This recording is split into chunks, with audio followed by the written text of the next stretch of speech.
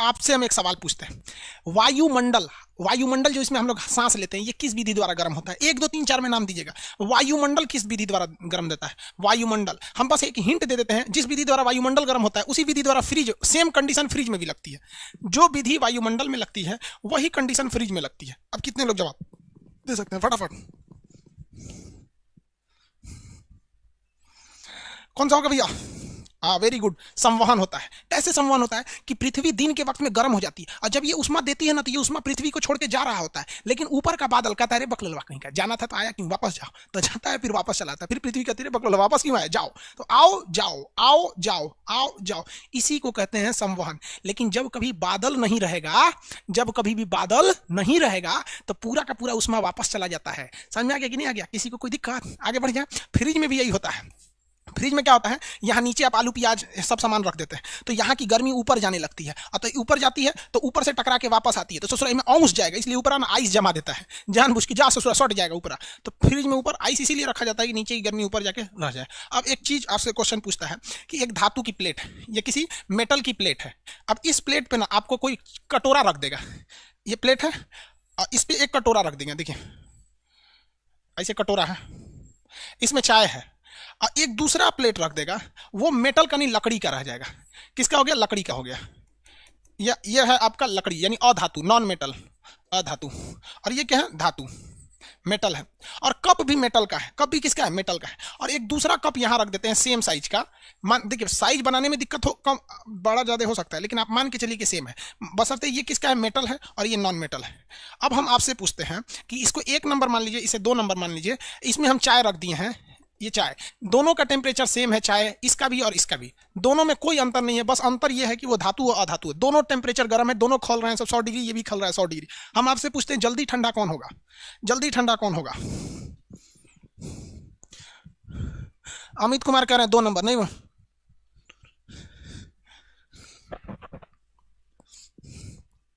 ये वो कर रहा है सर, आपको मैडम का फोन आ रहा है। बाबू जिनके पास मैडम मैडम रहते हैं लोग ना, वो आगे नहीं जा सकते। अगर आप चाहते हैं बाज की तरह उड़े और आसमान छुएं, तो आपको तितलियों का साथ छोड़ना पड़ेगा, वरना इन्हीं तितलियों के साथ आप घूमते रह जाइएगा ना, तो कभी भी बाज की तरह उड़ान नहीं भर पाइएगा। फिर दुनिया आपको सर उठा के नहीं देखेगी, फिर आपको बराबरी में देखने लगेगी। तो आप डिसाइड कीजिए, आपको तितलियों का साथ पसंद है या फिर ऊंचाई पसंद है। हमने तो डिसाइड कर लिया हमको क्या पसंद है। 1 नंबर, वेरी गुड। देखिए समझिए कैसे, कितना नंबर होगा? 1 नंबर होगा या कितने नंबर होगा समझिए। देखिए, कुछ चीजें ऐसी हैं जो दोनों में कॉमन है, इसमें भी भाप बन के निकल जाएगा, इसमें भी भाप बन के निकल जाएगा। तो यहां तो भैया दोनों सिंपल है, भाप बन के निकल गया दोनों में। अब यहां देखिए, नीचे की जो उष्मा है, नीचे की उष्मा ये संवहन द्वारा ऊपर आएगी, संवहन द्वारा ऊपर आएगी, तो इसमें भी संवहन द्वारा ऊपर आएगी। अभी तक तो सेम है, दोनों का उष्मा का लॉस एक जैसा है। ये क्या चीज है भैया? ये क्या है? आपका वाष्पन। क्या चीज है? वाष्पन, दोनों में। और देखेंगे संवहन, संवहन इसमें भी है, इसमें भी है संवहन। नीचे से ऊपर तो जाएगा ही, नीचे का गर्म है तो गर्म यहाँ ऊपर चला जाएगा, संवहन है। और क्या है? विकिरण भी रहेगा, लेकिन विकिरण इसमें ना बराबर रहेगा, विकिरण ज्यादा नहीं है, क्योंकि इसमें हल्का दूरी पर रखेंगे तो थोड़ा सा गर्मी लगेगा। तो विकिरण इसमें भी है और विकिरण यानी रेडिएशन इसमें भी है, लेकिन इन दोनों में विकिरण बहुत कम है, लेकिन हमें इन्हीं दोनों को देखना है। लेकिन एक ऐसी चीज है, देखिए जो ये प्लेट है ना, ये धातु का है, तो ये अपनी उष्मा नीचे भी दे देगा। कौन सी विधि द्वारा? तो चालन विधि द्वारा, क्योंकि चालन विधि हमेशा धातु में लगती है, और ये लकड़ी का नहीं है इसलिए इसमें चालन विधि, ये धातु का नहीं इसलिए इसमें चालन विधि नहीं होगा। तो इसमें जो एनर्जी का लॉस हो रहा है वो चारों विधि द्वारा लॉस हो रहा है, इसलिए जल्दी ठंडा हो जाएगा। इसमें एनर्जी का जो लॉस हो रहा है वो 3 विधि द्वारा ही हो रहा है, इसलिए ये थोड़ा देर में ठंडा होगा। दोनों में अंतर समझ में आ गया? कौन जल्दी ठंडा होगा, कौन देर में ठंडा होगा? उष्मा संचरण की अब कोई आपसे विधि पूछे ना, तो 3 वो मत बता के चलाइएगा 3 विधि है, 3 विधि बकलोल कहीं का। 5वां विधि पूछ देगा अभिवहन, ये कौन सी? अभिवहन। ऊपर नीचे करता है तो विकिरण। आगे बढ़े। मनुष्य के लिए सबसे हानिकारक विकिरण क्या होती है? थोड़ा सा धैर्य कर लो, हम आपको बता देते हैं। सबसे हानिकारक गामा किरण होती है, ठीक है। अब जस्ट इसके हीट के बाद वेव है, ऐसा वेव पढ़ाएंगे ना यार, वेव कि मनुष्य के लिए सबसे हानिकारक तुलो हो जाएगा। समझ गया? इसको मिटा देते हैं, विकिरण विधि हो गया। किसी को कोई दिक्कत नहीं है मटेरियल में? है व्यास मिश्रा जी, मेरी मम्मी आपका वीडियो देखती हैं, माता जी को प्रणाम बोलिएगा, बोलिएगा हमको भी आशीर्वाद दें। जितने लोग देखते हैं भैया, अपने माता पिता से यही कहिएगा, खान सर को बस इतना आशीर्वाद दे कि जीवन में खान सर के पास कभी अहंकार ना आए, क्योंकि हमको सबसे ज्यादा डर लगता है अहंकार से। ठीक है, आगे देखते हैं लोग, चलिए। अब इसमें किसी को कोई दिक्कत है तो बोलो भैया। विकिरण में कोई दिक्कत नहीं, चलिए कोई प्रॉब्लम नहीं। करंट अफेयर के लिए वो पढ़ा देंगे, करंट अफेयर बता देंगे आपको, करंट अफेयर के लिए कोई दिक्कत नहीं है। देखिए आप मेरा वीडियोस देखते रहिएगा, उसमें से करंट अफेयर आते रहते हैं। अभी एक तो वीडियो डाले हैं, बोरिस जॉनसन ब्रिटेन का प्रधानमंत्री आ रहा है 26 जनवरी को, वो किसी ना किसी रेलवे के एक सेट में पूछबे करेगा। अब उसको हम ना खरगोश बोल दिए हैं वीडियो में। ब्रिटेन वाला हम लोग से दुश्मनी ने किया था। आगे देखते हैं वो। राहुल कुमार ठाकुर मेरा नाम नहीं लेते भैया, बहुत लड़कों का नाम नहीं लेते हैं, लाखों लड़का पढ़ता है, कितनों का नाम लेते होंगे। अब एक वैज्ञानिक थे जिनका नाम था किरचॉफ। क्या नाम था? किरचॉफ। इन्होंने एक नियम दिया था।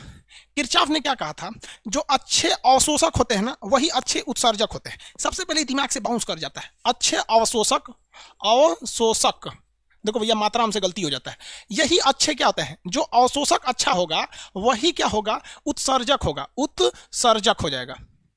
अब ये इंग्लिश में क्या कहेंगे, जो अच्छा ऑब्जर्वर होगा ना, ऑब्जर्वर, वही अच्छा इमीटर होगा, इमिट भी वही करेगा, वही ज्यादा क्या कर देता है, इमिट कर देता है। ये दिमाग से बाउंस में चल गया, यहाँ पे जैसे तो उड़ गया दिमाग से। तो देखिए ये क्या कहता है, अगर कोई चीज जल्दी से, हाली से जल्दी अगर गर्म हो जाती है, इसका मतलब बहुत जल्दी उसने उसमें सोख लिया, अवशोषित कर लिया, तो आप इतना समझिएगा वो बहुत ही जल्दी क्या हो जाएगा, ठंडा हो जाएगा।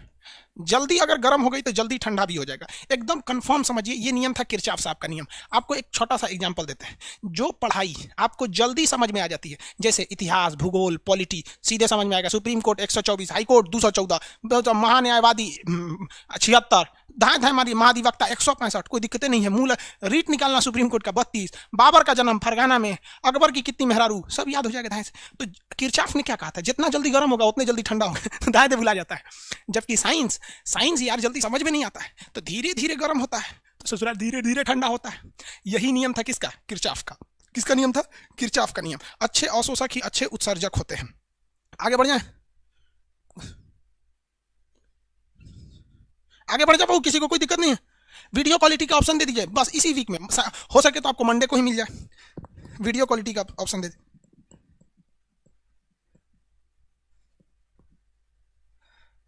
नहीं समझे? अब देखो भैया, हम आपको इसका प्रैक्टिकली एग्जांपल देते हैं। जो किताब में देता है पहले हम वो दे देते हैं, फिर हम अपना देंगे आपको। किताब में इससे रिलेटेड 2-3 एग्जांपल देता है। कैसे? पहला एग्जांपल देगा छाता। छाता, छाता क्या होता है भैया, छाता को देखेंगे तो ऊपरा होता है काला और निचवा होता है व्हाइट, निचवा होता है उज्जर। छाता में देखेंगे तो ऊपर होगा काला और नीचे होगा उज्जर। ऐसा क्यों? उज्जर समझते हैं व्हाइट, सोच रहा उज्जर नहीं समझेगा सही, सब शहर वाला है, सब सफेद बकुला रंग का। तो छाता ऐसा क्यों होता है? देखिए जब कभी भी हम लोग छाता लगाते, छाते नहीं इधर देखो, जब कभी हम लोग छाता लगाएंगे ऐसा, तो काला रंग इसलिए रंगते हैं कि काला रंग सारे रंगों को अवशोषित कर लेगा, और जितना जल्दी अवशोषित करेगा उतने जल्दी उसको उत्सर्जित कर देगा। और नीचवा चांदी कलर का या सफेद रंग का परत लगा देते हैं। सफेद रंग किसी दूसरे को अवशोषित ही नहीं करता है, तो जब सफेद रंग दूसरे को अवशोषित नहीं करेगा तो ससुरा निचवा उगाने ही नहीं देगा। अगर गलती से ध्यान देखो, अगर निचवा काला रंग देते, गलती से क्या कर देते, नीचे काला रंग देते, तो ऊपर तनमनी गर्म होगा और उधाए दे कलक्का नीचवा से खींच लेगा। और आप बताइए, सुनिए ध्यान से, काला रंग अच्छा अवशोषित होता है, हचाक से खींचेगा और हचाक से ऊपरे छोड़ देगा। और सफेद का नीचे रहता है, वो ना ससुरा खींचेगा ना छोड़ेगा। अगर गलती से तनी मनी गर्मी खींचियो लिया तो तनी मनी जल्दी छोड़वे नहीं करेगा। अब उलाट के देखिए, उलाट के देखिएगा तो कैसा, हम कैसा लग रहे हैं जी, सी जिनपिंग टाइप का। अरे यार समझा रहे हैं, देखो ना इसे। अब कभी भी यदि गलती से आपने ऊपर का सफेद रंग दिया तो ध्यान दीजिए, वो गर्मी लेगा नहीं, लेकिन सूरज कंटिन्यू गर्मी दे रहा करा ना, तो ले, और जैसे ही लेगा तो नीचवा से करिक्का कहेगा कि हम खींच लेंगे, और करिक्का उष्मा का अच्छा अवशोषक होता है, खींच के अच्छा उत्सर्जक यानी छोड़ देगा, तो आपके खोपड़िए पे छोड़ देगा। तो ज्यादातर काला छाता बनाया जाता है। लेकिन फिजिक्स की धज्जी उड़ा दी सब लड़कियां, सब लड़की कहती है सर काला छाता, ऐसे तो अच्छा हम भीगते चल जाएंगे। लड़की काला छाता नहीं लगाती है सब, बाप रे बाप, वो लगाएगी सब रंग बिरंगा छाता। ओ माय गॉड, ये अजीब टाइप, वो सब दूसरे दुनिया की है सब, समझ आ गया कि नहीं? लड़की काला छाता नहीं लगाती है, वो सबको शर्म लगेगा। ओ माय गॉड, हम लोग के घर वाले वो बड़का छतवा दिए थे बकुलिया वाला, उसमें ऐसे ऐसे डंडी रहता था, आई वाला छतवा दिया था हम लोग को ऐसे। हाँ, स्कूल का छुट्टी होता था ना तो कॉलर में फंसा के लाते थे लोग ऐसे छाता। बहुत हम लोग गजन से पढ़ाई किए हैं लोग। आगे बढ़ जाते हैं, किसी को कोई दिक्कत नहीं है?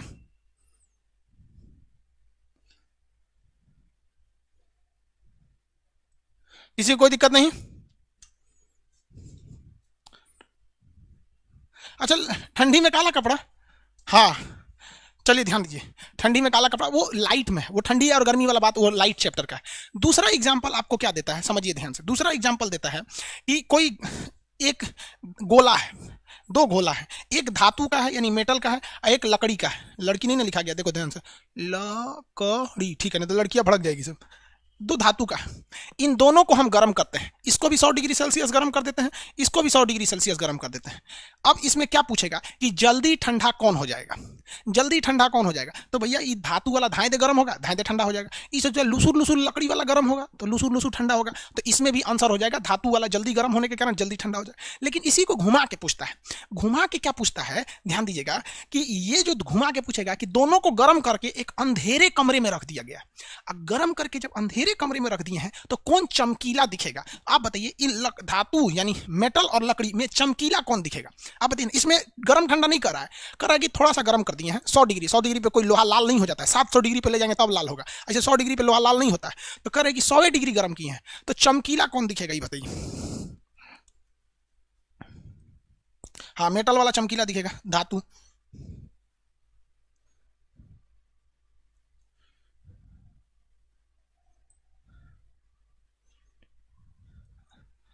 हाँ, चलिए ठीक है, वेरी गुड, ये चमकीला दिखेगा। तो यही आपका 3 एग्जाम किरचॉफ में आता है। या तो पूछ देगा सीधे ये किसका नियम है, तो किरचॉफ का नियम है। हालांकि जब हम आपको इलेक्ट्रिसिटी पढ़ाएंगे तो वहाँ किरचॉफ के 2 नियम आएंगे, वहाँ भी पढ़ाएंगे। ये किरचॉफ समझ में आ गया। अब वो एग्जाम्पल समझिए जो आप जो है वो डेली लाइफ में देखें। देखिए, एक ले लीजिए, बेंच ले लीजिए, इस तरह से एक बेंच है, ये लोहा का है, और एक बेंच है लकड़ी का, लकड़ी का है। इस ससुरा को गर्मी के दिन में धूप में क्या करना है, धूप में छोड़ दीजिए। गर्मी का दिन है, मई जून का महीना, धूप में छोड़ दीजिए। दोनों को एक पास रखिए, एगो लकड़ी का बेंच रहेगा, एक ठो लकड़ी हो जाएगा, एगो लोहा का हो जाएगा, ठीक है। अब एक काम कीजिए, दोनों पे बैठने जाइए। लकड़ी वाले पे बैठेंगे तो कहेंगे ओ भाई गॉड बहुत गर्म है, और अगर लोहा वाले पे बैठ गए ना तो दाग देगा आपका, समझ में आ गया ना, झोंस देगा एकदम भयानक। क्यों? क्योंकि ससुरा बहुत जल्दी अवशोषित कर लेता है। क्या कर लेता है? अवशोषित कर लेता है। क्या करेगा भैया? अवशोषित कर लेगा। तो किरचपवा बोला था कि छोड़ियो देगा जल्दी। तो चलिए इसको हम ठंडी के दिन में एग्जाम्पल लेते हैं। ठंडी के दिन में अपने छत पे एक लकड़ी का बेंच रख दीजिएगा और उसी के बगल में एक लोहे का बेंच रख दीजिएगा। और आप क्या कीजिएगा, सुबह सुबह भोर में जाइएगा 6 बजे, जब दिन सुबह निकलेगा, भोर में धूप के निकलने से पहले एकदम भोर सुबह सुबह उठिएगा, बरस वरस करके, और लकड़ी वाले पे बैठिएगा। बैठेंगे तो कहेंगे एकदम पल्ला लग रहा है। पल्ला समझते हैं? ठंडा चीज, पल्ला लग रहा है, ठंडा लग रहा है। और लोहा वाले पे बैठेंगे तब हाँ कहेगा ये कड़कड़ा के एकदम ठंडा लग रहा है, एकदम कहेगा ये बाप रे एकदम कड़कड़ा के ठंडा लग रहा है। समझ में आ रहा है कि नहीं आ रहा है? लोहा वाले पे नहीं समझ में आया?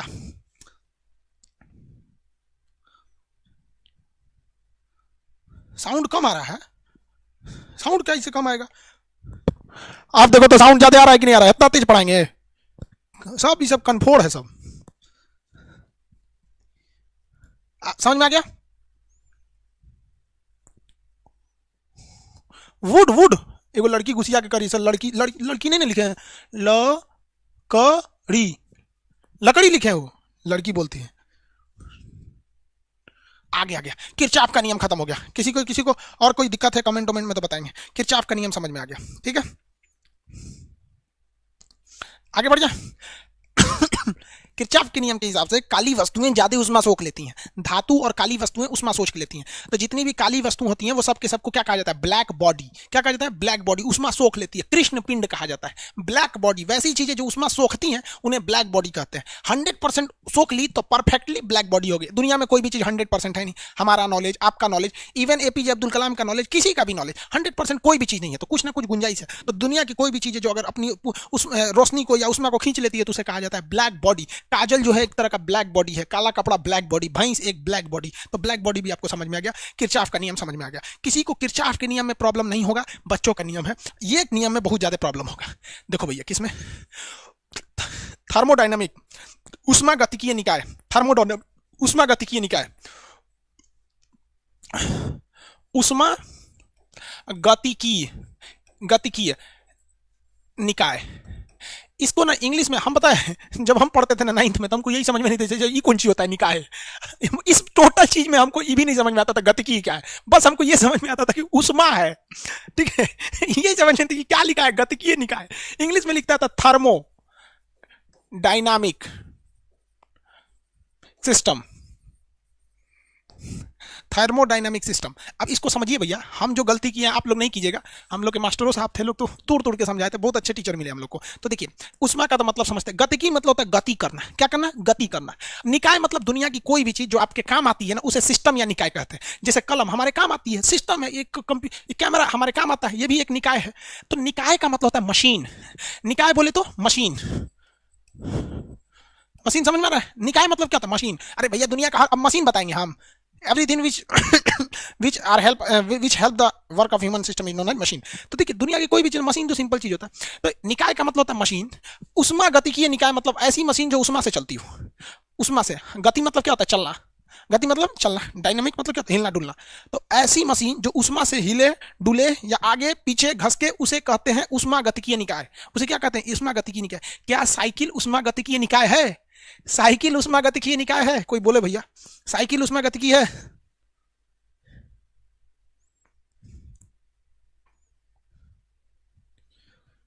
ज्योति कुमारी करिए कि लड़कों की भी बुराई कीजिए। लड़कों की बुराई क्या करना है? उसको पता है कि हम भोद्दा है।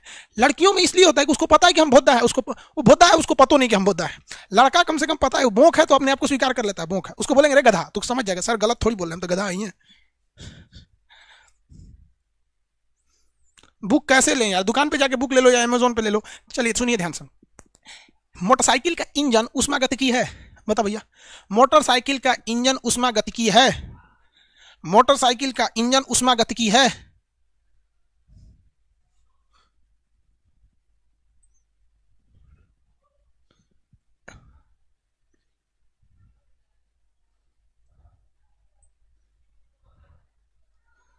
यस, यस, समझ गया सब। वाह भाई साहब वाह, समझ गया था। दुनिया का कोई भी इंजन बिना आग लगाए चलवे नहीं करता है। बिना आग लगाए नहीं चल सकता। उष्मा गतिकीय निकाय है। आजकल आदमी भी उष्मा गतिकीय हो गया, उसको तनी से आग लगा दीजिए ना, और तेरे बारे में ऐसे कह रहा था, तुरंत वो में इंजन पकड़ लेगा, उसका गति होने लगेगा, उष्मा गतिकीय हो जाएगा।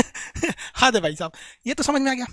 तो उष्मा गतिकीय निकाय इंजन एक प्रकार का उष्मा गतिकीय निकाय है। उष्मा गतिकीय निकाय में 3 गो नियम जो है। पहला नियम है उष्मा गतिकीय का नियम। इसमें कहता है कि आप डायरेक्ट उष्मा उत्पन्न ही नहीं कर सकते हैं। हम आपसे कहते हैं तनी तनी डायरेक्ट उष्मा निकालिए, तो नहीं कर सकते हैं। उष्मा आप लाएंगे किसी दूसरी वस्तु से, चाहे कागज जला के लाइए, हाथ रगड़ के लाइए, पेट्रोल जलाइए, बम जलाइए, कुछ करिए, लेकिन डायरेक्ट आप उष्मा नहीं ला सकते। डायरेक्ट उष्मा नहीं ला सकते। तो कहा जाता है कि उष्मा उत्पन्न को नहीं कर सकते और ना ही उस उष्मा को खत्म कर सकते। उस उष्मा को आप दूसरे चीज में लाए थे और दूसरे चीज में खत्म करेंगे। जैसे कागज है, जैसे क्या है? कागज है, हम कागज को जलाएं, उष्मा निकली और ये उष्मा धुआं बन के हवा में मिल गया। वो धुआं प्रदूषण बन गया, प्रदूषण किसी का जान लिया, आदमी मर गया, जला दिया गया, फिर दूसरे चीज में मिल गया। ये चेन चल रहा है ससुरा पूरा का पूरा। तो उष्मा गतिकी का पहला नियम ऊर्जा संरक्षण पर आधारित है। ऊर्जा संरक्षण पर आधारित है। उष्मा गतिकी का पहला नियम किस पर आधारित है? ऊर्जा संरक्षण पर आधारित है। उष्मा गतिकी का पहला नियम किस पर आधारित है? ऊर्जा संरक्षण पर आधारित है। किसी को कोई दिक्कत है? आगे बढ़ जाए।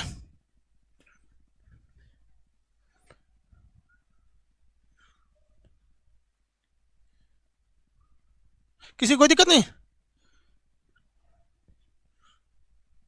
सर यहां मेरा बुक 115 में मिला है भाई, थोड़ा दूर होगा, थोड़ा दूर होगा डिस्ट्रीब्यूशन से, इसलिए हो गया। उष्मा गतिकी का पहला नियम। अब बताइए ना, हम चाहते हैं कि हमारा बुखार लग जाए, नहीं लगेगा, पहले उसके लिए हमको बीमार पड़ना पड़ेगा। तो उष्मा ना तो उत्पन्न हो सकती है ना तो नष्ट हो सकती है। इसे एक रूप से दूसरे रूप में लाया जा सकता है। समझ में आ गया कि नहीं आ गया? ये उष्मा हो गया। उष्मा गतिकी का दूसरा नियम कहता है कि आपका दिमागे सटक जाएगा। सुनिएगा, तो पहली बार जब हम भी पढ़े थे ना उष्मा गतिकी का पहला नियम 9th में, तो हम अपने आप को समझ गए थे कि हमारी औकात से बाहर का चीज है साइंस। बाद में समझ में आया कि हमारा टीचर गलत पढ़ाया था, वो ऊपर से चल गया था। सुनिए ना क्या कर रहा था। उष्मा गतिकी निकाय में उष्मा कभी भी नष्ट नहीं होती है, बल्कि कुल किसी निकाय को दी गई कुल उष्मा का कुछ भाग उसके आंतरिक ऊर्जा में बह जाता है, बाकी से उष्मा से उसे कार्य किया जाता है। हम कह रहे भाई साहब ये हमरे से तो समझे में नहीं आता, ये क्या बोल रहा है? उष्मा गतिकी का पहला नियम, दूसरा नियम समझे में नहीं आता है। उष्मा गतिकी का दूसरा नियम, किसी निकाय द्वारा किसी उष्मा गतिकी निकाय को दी गई कुल ऊर्जा का कुछ भाग उसके आंतरिक भाग को गर्म करता है, बाकी भाग से कार्य होता है। दिमागे बाउंस कर गया। तो दूसरा नियम समझ में आ रहा है कि नहीं? क्यों बराबर? आगे बढ़े। सोहन जी कह रहे हैं कि सर हमको भी दूसरा नियम नहीं समझ में आता है। कोई दिक्कत नहीं बाबू, नहीं समझ में आता, बता देते हैं। दूसरा नियम कहता है किसी वस्तु को दी गई उष्मा उसे क्या करती है, पहले तो उसके आंतरिक ऊर्जा को बढ़ाएगी, delta U plus W, delta U plus W. समझ में आ गया कि नहीं आ गया? आगे बढ़ जाए। डेल्टा यू प्लस डब्ल्यू यानी ऊर्जा क्या हो सकती है, संरक्षित रहेगी। ऊर्जा क्या रहेगी भैया, संरक्षित रहेगी।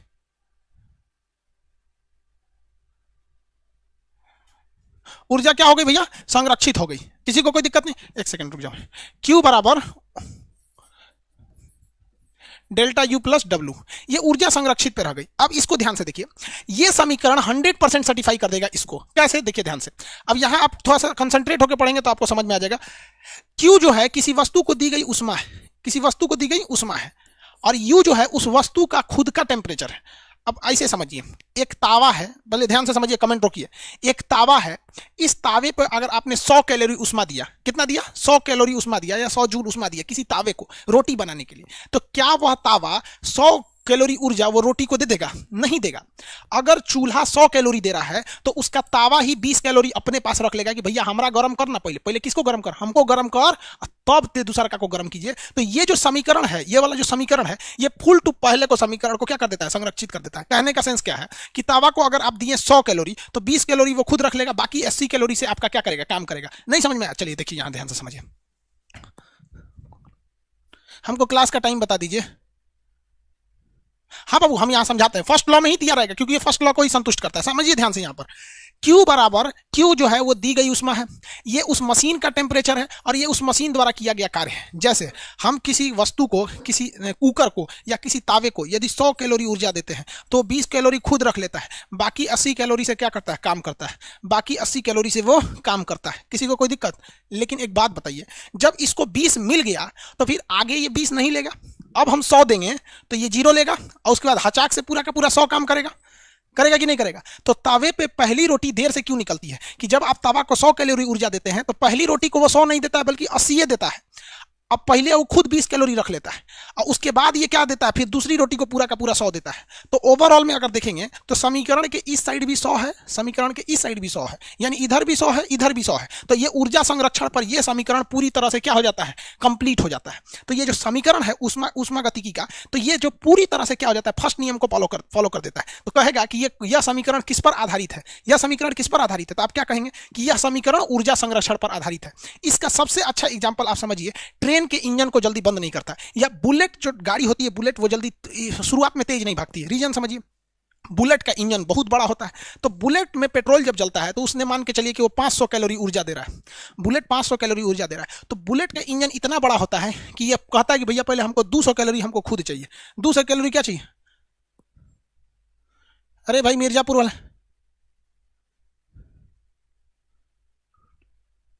चलो ध्यान दे इधर। तो बुलेट कहता है कि भैया हमको 200 कैलोरी खुद दे दो। तो अचानक 200 कैलोरी थोड़ी हो जाएगा। मान लीजिए चलिए आपको 200 किलो पानी पीना है, तो एक अचानक से नहीं ना पिएंगे, धीरे धीरे पिएंगे। और बुलेट को बचा कितना, 300। इसीलिए बुलेटवा शुरू में ससुरा बुलेट का इंजन बनाता है ऊर्जा बनाता है, लेकिन वो डेल्टा यू में चला जाता है। डेल्टा यू बोले तो मशीन, डेल्टा यू बोले तो मशीन, वो कहाँ चला जाता है, मशीन में चला जाता है। डेल्टा यू समझ में आ गया? तो ये डेल्टा यू चला गया मशीन में। अब जब धीरे धीरे बुलेट को 15 मिनट चला देंगे तब बुलेट कहेगा कि हाँ भैया अब हम पूरी तरह गर्म हो गए, अब हमको ऊर्जा नहीं चाहिए। अब बुलेट देगा 500, तो बुलेट को गाड़ी को मिलेगा 500, अब धड़ाधड़ चलेगा। तो कोई भी इंजन जब तक पूरी तरह से गर्म नहीं हो जाता तब तक वो फुल पावर पे काम नहीं करेगा। इसलिए बड़ी बड़ी उष्मागतिकीय मशीनें जैसे ट्रक, ट्रेन, हवाई जहाज, इस सब को कभी बंद नहीं किया जाता है, क्योंकि पता है कि अगर मान लीजिए कि बंद कर दिए तो शुरुआत के देर में वो फुल कैपेसिटी से काम नहीं करेगा, बल्कि वो पहले अपने में ऊर्जा क्या कर लेगा, रख लेगा। तो ये है उष्मागतिकी का प्रथम नियम को समीकरण द्वारा क्या कर दिए, हम स्थापित कर दिए। प्रथम नियम को किसके द्वारा स्थापित कर दिए, समीकरण द्वारा स्थापित कर दिए। आगे बढ़े।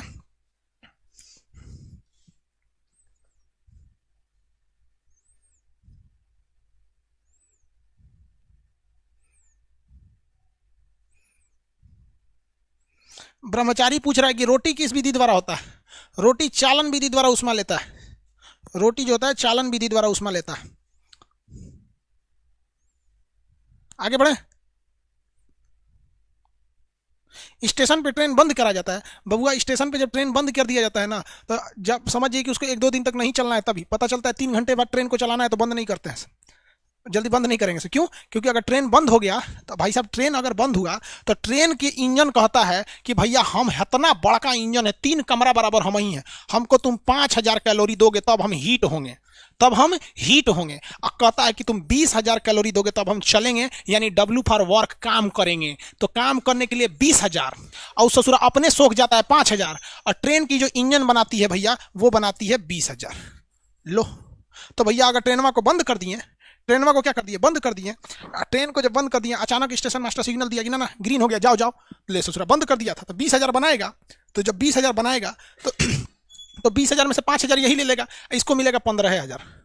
तो कहेगा दो ट्रेन नहीं चलेगा, इसलिए उसको झक झक झक झक झक झक झक झक झक क्या करता है, गर्म किया रहता है कि भैया तुम अपनी वाली वैल्यू लिए रहो, ताकि जो जैसे हम ऊर्जा देंगे वो ऊर्जा क्या हो जाएगी, काम में बदल जाएगी। तो ऊर्जा संरक्षण के नियम पर ये आधारित हो गया कंप्लीटली। इसका समीकरण Q बराबर delta U plus W, Q बराबर डेल्टा U प्लस डब्ल्यू, जहां डेल्टा U दी गई उष्मा है, सॉरी Q दी गई उष्मा, डेल्टा U जो है वो मशीन द्वारा सोखी गई उष्मा, और W ये।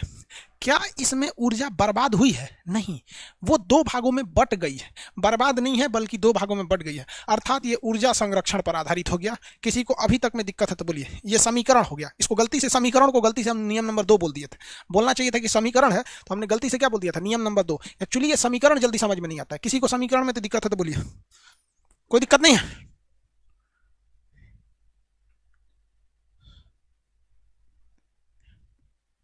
आगे बढ़ जाए, चलिए कोई दिक्कत नहीं। दूसरा नियम जो है ऊष्मा का प्रवाह, दूसरा नियम क्या है, ऊष्मा का प्रवाह, फ्लो है, फ्लो, ऊष्मा का प्रवाह यानी फ्लो है। इसके हिसाब से कहा गया है कि ऊष्मा जब भी जाएगी तो किसी गर्म वस्तु से किधर की ओर जाएगी, किसी भी ठंडी वस्तु की ओर। किसी गर्म वस्तु से हमेशा ऊष्मा ठंडी वस्तु की ओर आएगी, और कभी भी ठंडी से गर्म की ओर नहीं आ सकती है। ये ऊष्मा गतिकी का दूसरा नियम है, इसको समझने में कोई दिक्कत नहीं, तो सबको पता है, सबको पता है। रजाई में घुस जाइए, मान के चलिए रजाई में कोई 2 घंटा से घुसल है, क्या है, रजाई में कोई 2 घंटा से घुसल है, समझ गया? किसी कोई दिक्कत? या रजाई में कोई 2 घंटा से घुसल है, और कोई बेचारा मार्केट से रात में आया, कहीं 10 बजे से क्लास उलास करके आया, और ठंडा, वो घुस गया रजाइये में, वो किस में घुस गया, रजाई में। तो ई वाला कहेगा भाग भाग भाग भाग ससुरा, कहीं क्या, क्यों भगाता है उसको पता है, क्योंकि इसको पता है ऊष्मा गतिकी का दूसरा नियम कि गर्म वस्तु से ही ऊर्जा ठंडी वस्तु की ओर आती है। समझ में आ रहा है कि नहीं? आपका हाथ ठंडा है तो किसी का गाल पे सटा दीजिए तो वो चौंक जाता है, जानता है कि आपके पास ज्यादा एकरा में चल जाएगा, तब तक जाते रहेगा जब तक बराबर ना हो जाए। ऊष्मा गतिकी का कौन सा नियम हो गया, दूसरा नियम।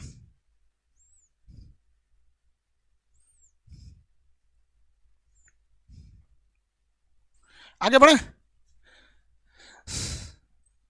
सावन कुमार, क्या नाम है भैया, सावन कुमार बोल रहे हैं सर, अभी हम ड्यूटी पे हैं, चुपचाप वीडियो देख रहे हैं, अच्छी बात है भैया, ये तो समझ में आ गया। ये वो पूछ रहा है सर रजैया में वो क्या करने जाएगा, ठंडे में मरे वो बाहर। तीसरा नियम देखो, ऊष्मा गतिकी का तीसरा नियम जिसे कहते हैं शून्य नियम, शून्य नियम या जीरो लॉ। ऊष्मा गतिकी का शून्य नियम, जीरो लॉ। सचुराई कोई नियम नहीं है, इसको जबरदस्ती नियम बनाया गया है। इसी को आधा काट के सुनिए ध्यान से, ऊष्मा गतिकी के दूसरे नियम में कहता है कि ऊष्मा हमेशा गर्म वस्तु से ठंडी वस्तु की ओर जाएगी, और ऊष्मा गतिकी का तीसरा नियम कहता है कि ऊष्मा का प्रवाह तब तक ही होगा जब तक दूसरे दोनों का तापमान बराबर ना हो जाए। यदि दोनों का तापमान बराबर होगा तो ना इधर से जाएगी ना उधर से जाएगी, यानी जीरो फ्लो को दर्शाता है। किसको दर्शाता है, जीरो फ्लो को। कैसे कि देखिए, अगर कोई बॉडी है ए, इसका टेम्परेचर है मान के चलिए कि 15 डिग्री सेल्सियस, कोई बॉडी है बी, इसका भी टेम्परेचर है 15 डिग्री सेल्सियस, कोई बॉडी है सी, इसका भी टेम्परेचर है 15 डिग्री सेल्सियस, तो क्या इसमें ऊष्मा का फ्लो होगा? नहीं होगा, ऊष्मा का फ्लो नहीं होगा, जीरो फ्लो होगा। तो एक तरह से देखिए तो ये ऊष्मा गतिकी का तीसरा नियम जो है वो ऊष्मा गतिकी के दूसरे नियम को ही अच्छे से परिभाषित किया है। यहां कहता है कि ऊष्मा गतिकी नियम से कि अगर कोई गर्म वस्तु है तो उस गर्म वस्तु से ठंडी वस्तु की ओर ऊष्मा का प्रवाह होगा, तो ये तो यही हो गया। तीसरा कहता है यह प्रवाह तब तक होता रहेगा जब तक कि पूरा तापमान बराबर न हो जाए, इसे ऊष्मा गतिकी का क्या कहते हैं, शून्य नियम। ऊष्मा गतिकी का शून्य नियम।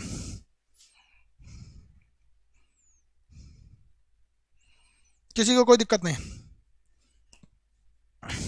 क्लास की टाइमिंग हम खुद सेट किए थे, हम अपने को बहुत बड़ा विद्वान समझ रहे थे इसके मैटर पे, ऑनलाइन के टेक्निकल के काम में। हम तो सब काम करिए लेते हैं, हम सारा काम किए, आपका रेलवे के बैच में गायब हो गया, तो हमको दिल्ली बात करना पड़ा डेवलपिंग के पास। वो सुधारा, कहा कि सर सैटरडे संडे आप पूरा बैच ही उड़ा दिए, केवल हमको क्या हुआ, हमें जोड़ना था सैटरडे संडे का क्लास, तो हमने क्या किया, सैटरडे संडे का क्लास जोड़े, वो पूछा कि बाकी को हटा दें, हम गलती से टिप कर दिया, हाँ हटा दिए, तो आपका मंडे टू फ्राइडे वाला क्लास वो हटा दिया।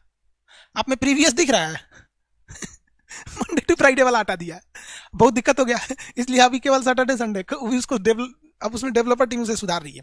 तो ये ऊष्मागतिकी का तीनों नियम हो गया। इन तीनों नियम में उम्मीद करते हैं आपको कोई प्रॉब्लम नहीं होगा। तीनों नियम हो गया, आपको उम्मीद करते हैं इन तीनों नियमों में कोई दिक्कत समझ में नहीं आया होगा। ऊष्मागतिकी का तीनों नियम,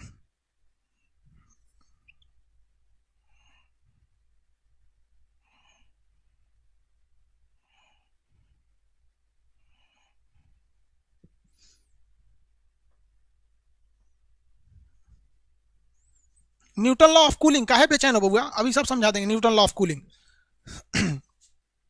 थर्मामीटर, थर्मामीटर हिंदी में कहते हैं तापमापी, तापमापी। थर्मामीटर का पहली बार खोज किसने किया था, कितने लोग बता सकते हैं? पहला थर्मामीटर किसने खोजा था? आंसर कितने लोग दे सकते हैं?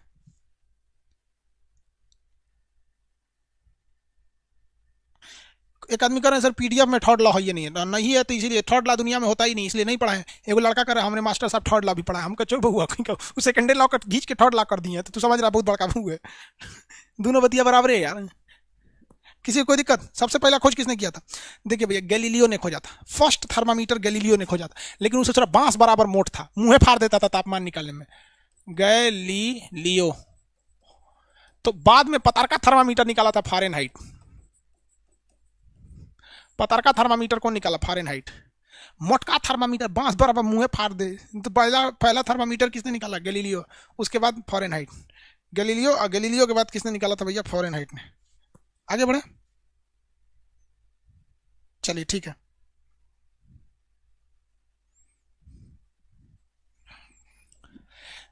कुछ थर्मामीटर के नाम आप जानते होंगे, तीन चार ठो, जिसमें आप सेल्सियस जानते होंगे, फारेनहाइट जानते हैं, केल्विन जानते हैं, रोमर जानते हैं। ये चार फेमस है सब, ये चारों क्या है सब? फेमस है सब।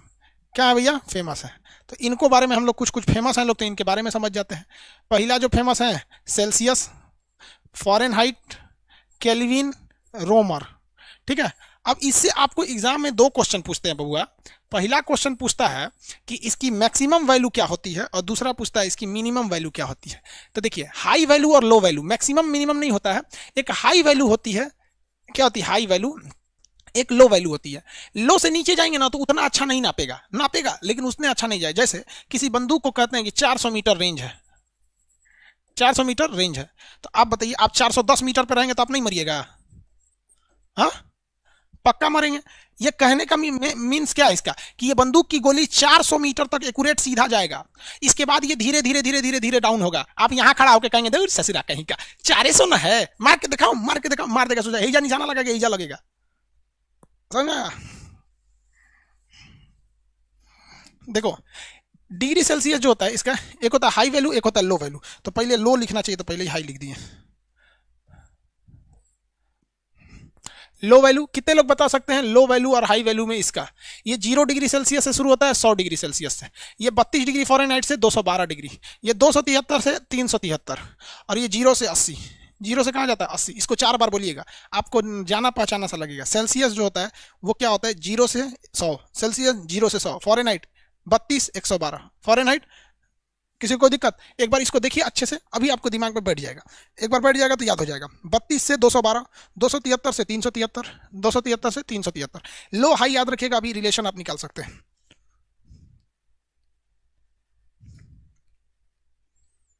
याद रहेगा? -273 नहीं होता यार, तब बेवकूफ़ी क्या कर रहा हूँ? -273 नहीं होता है। सेल्सियस का क्या होगा? चलिए यहाँ दिखाते हैं। हम यहाँ लिखते हैं एकदम शॉर्टकट में, देखिए यहाँ लिख देते हैं सेल्सियस, फॉरेनहाइट, केल्विन, रोमर। देखिए 0 से 100, 32 से 212, 273, 373, 0 80। काम खत्म। काम क्या हो गया? खत्म हो गया। याद रखेंगे कैसे, 0 से 100, सेल्सियस 0 से 100, फॉरेनहाइट 32 से 212, फॉरेनहाइट 32 से 212, फॉरेनहाइट 32 से 212, केल्विन 273 373, 273 से 373, 273 373। उसके बाद रोमर 080 080, रोमर 080 080 080 हो गया। देखिए अब इनमें रिलेशन निकालना है। क्या निकालना है? रिलेशन, रिश्तेदारी इनको निकालना है, रिलेशन। तो रिलेशन के लिए क्या एक फॉर्मूला होता है, देखिए ध्यान से। रिलेशन का एक सिंपल फॉर्मूला होता है, थर्मामीटर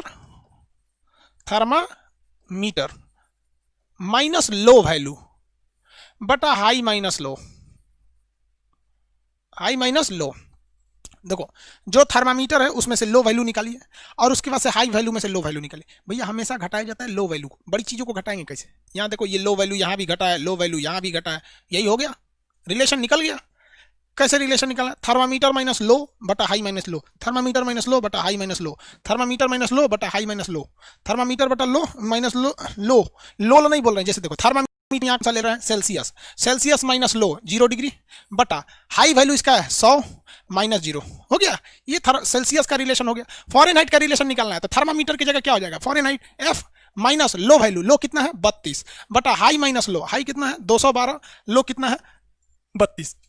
इस तरह केल्विन का निकालेंगे, केल्विन माइनस लो, देखिए थर्मामीटर माइनस लो 273 बटा high minus low 373 minus 273, 373 minus 273।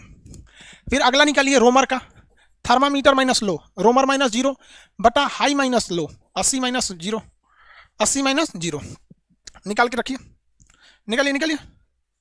Sir map geography की क्लास भी चलाना सैटरडे संडे को? नहीं भैया, सैटरडे संडे को मैप ज्योग्राफी का क्लास नहीं चलेगा। भाई साहब मेरे ऊपर बहुत जिम्मेदारी है, अनाथ आश्रम है, गरीब लोग हैं लोग, ये लोग हमारा सैटरडे संडे इंतजार करते हैं और एक सैटरडे मिस हुआ ना तो एक हफ्ते इनको तकलीफ उठानी पड़ती है। एक सैटरडे मिस हो गया तो शायद किसी के यहाँ अगले हफ्ते 3 टाइम की जगह 2 ही टाइम खाना बने। तो मेरे लिए ज़रूरी है, टीचर भी हैं लेकिन कुछ और चीज़ें भी ज़रूरी हैं, समझ के चलिए थोड़ा सा।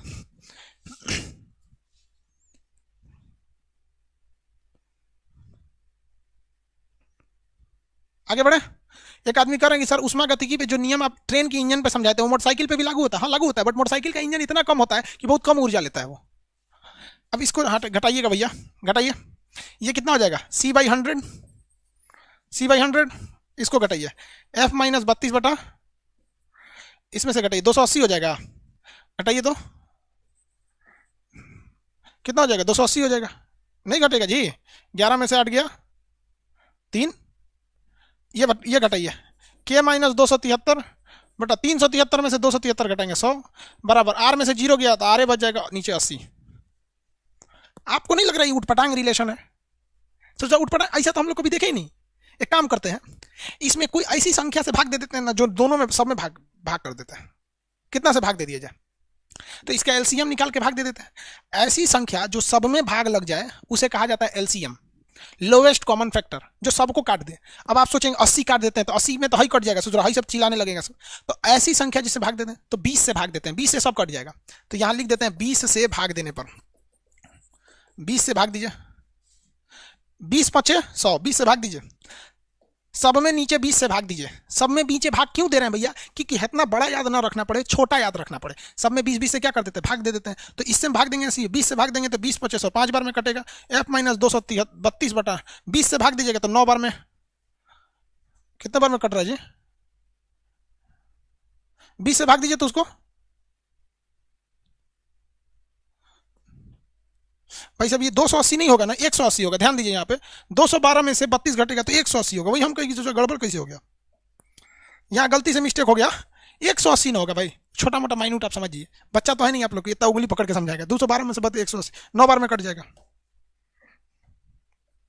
K माइनस 273, तो K माइनस 273 तो ऊपर ही रहेगा।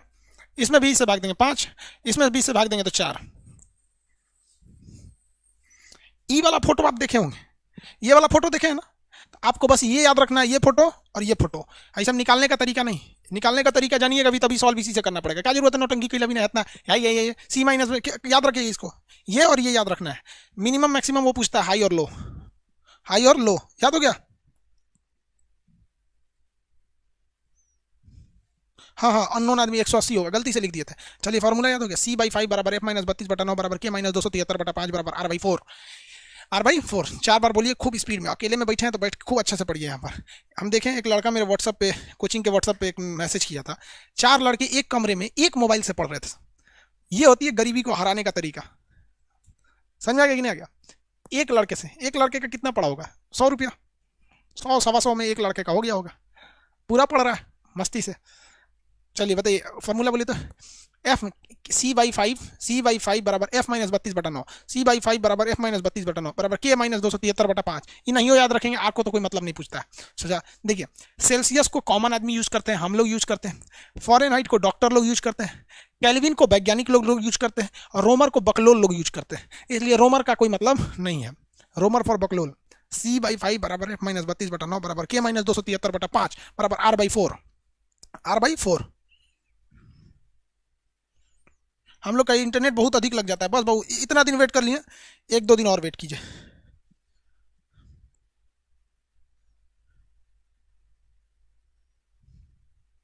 हो गया? किसी को कोई दिक्कत? आप में से कुछ कुछ बहुत, आप में से कुछ कुछ ऐसा लड़का है जो एकदम रोमर जो है ना, रोमर उसी का पटीदार है, रोमर से वो मिलता जुलता है। पूछता है सब, सर मेरे कमेंट का जवाब नहीं देते। अरे भाई साहब कैसे जवाब दे सकते हैं? कमेंट का जवाब देंगे तो एक दिन अलग से क्लास लेना पड़ेगा कि आज कमेंट का रिप्लाई करेंगे। इस पर आप सवाल बना सकते हैं, कितने लोग इस पर सवाल बना सकते हैं? चलिए, कहेगा कि वह कौन सा ऐसा टेम्परेचर है जिसमें सेल्सियस और फॉरेनहाइट दोनों बराबर हो जाते हैं -40 डिग्री पर। सेल्सियस और फॉरेनहाइट बराबर हो जाते हैं, तो कुछ कुछ चीजें याद रखिएगा। सेल्सियस और फॉरेनहाइट दोनों बराबर हो जाते हैं -40 डिग्री पर। ब्लड बैंक में ब्लड जमा रहता है 40 डिग्री फॉरेनहाइट पर। ब्लड बैंक पे ब्लड जमा रहता है 40 डिग्री फॉरेनहाइट पर, 40 डिग्री फॉरेनहाइट पर, फॉरेनहाइट पर। किसी को कोई दिक्कत नहीं है?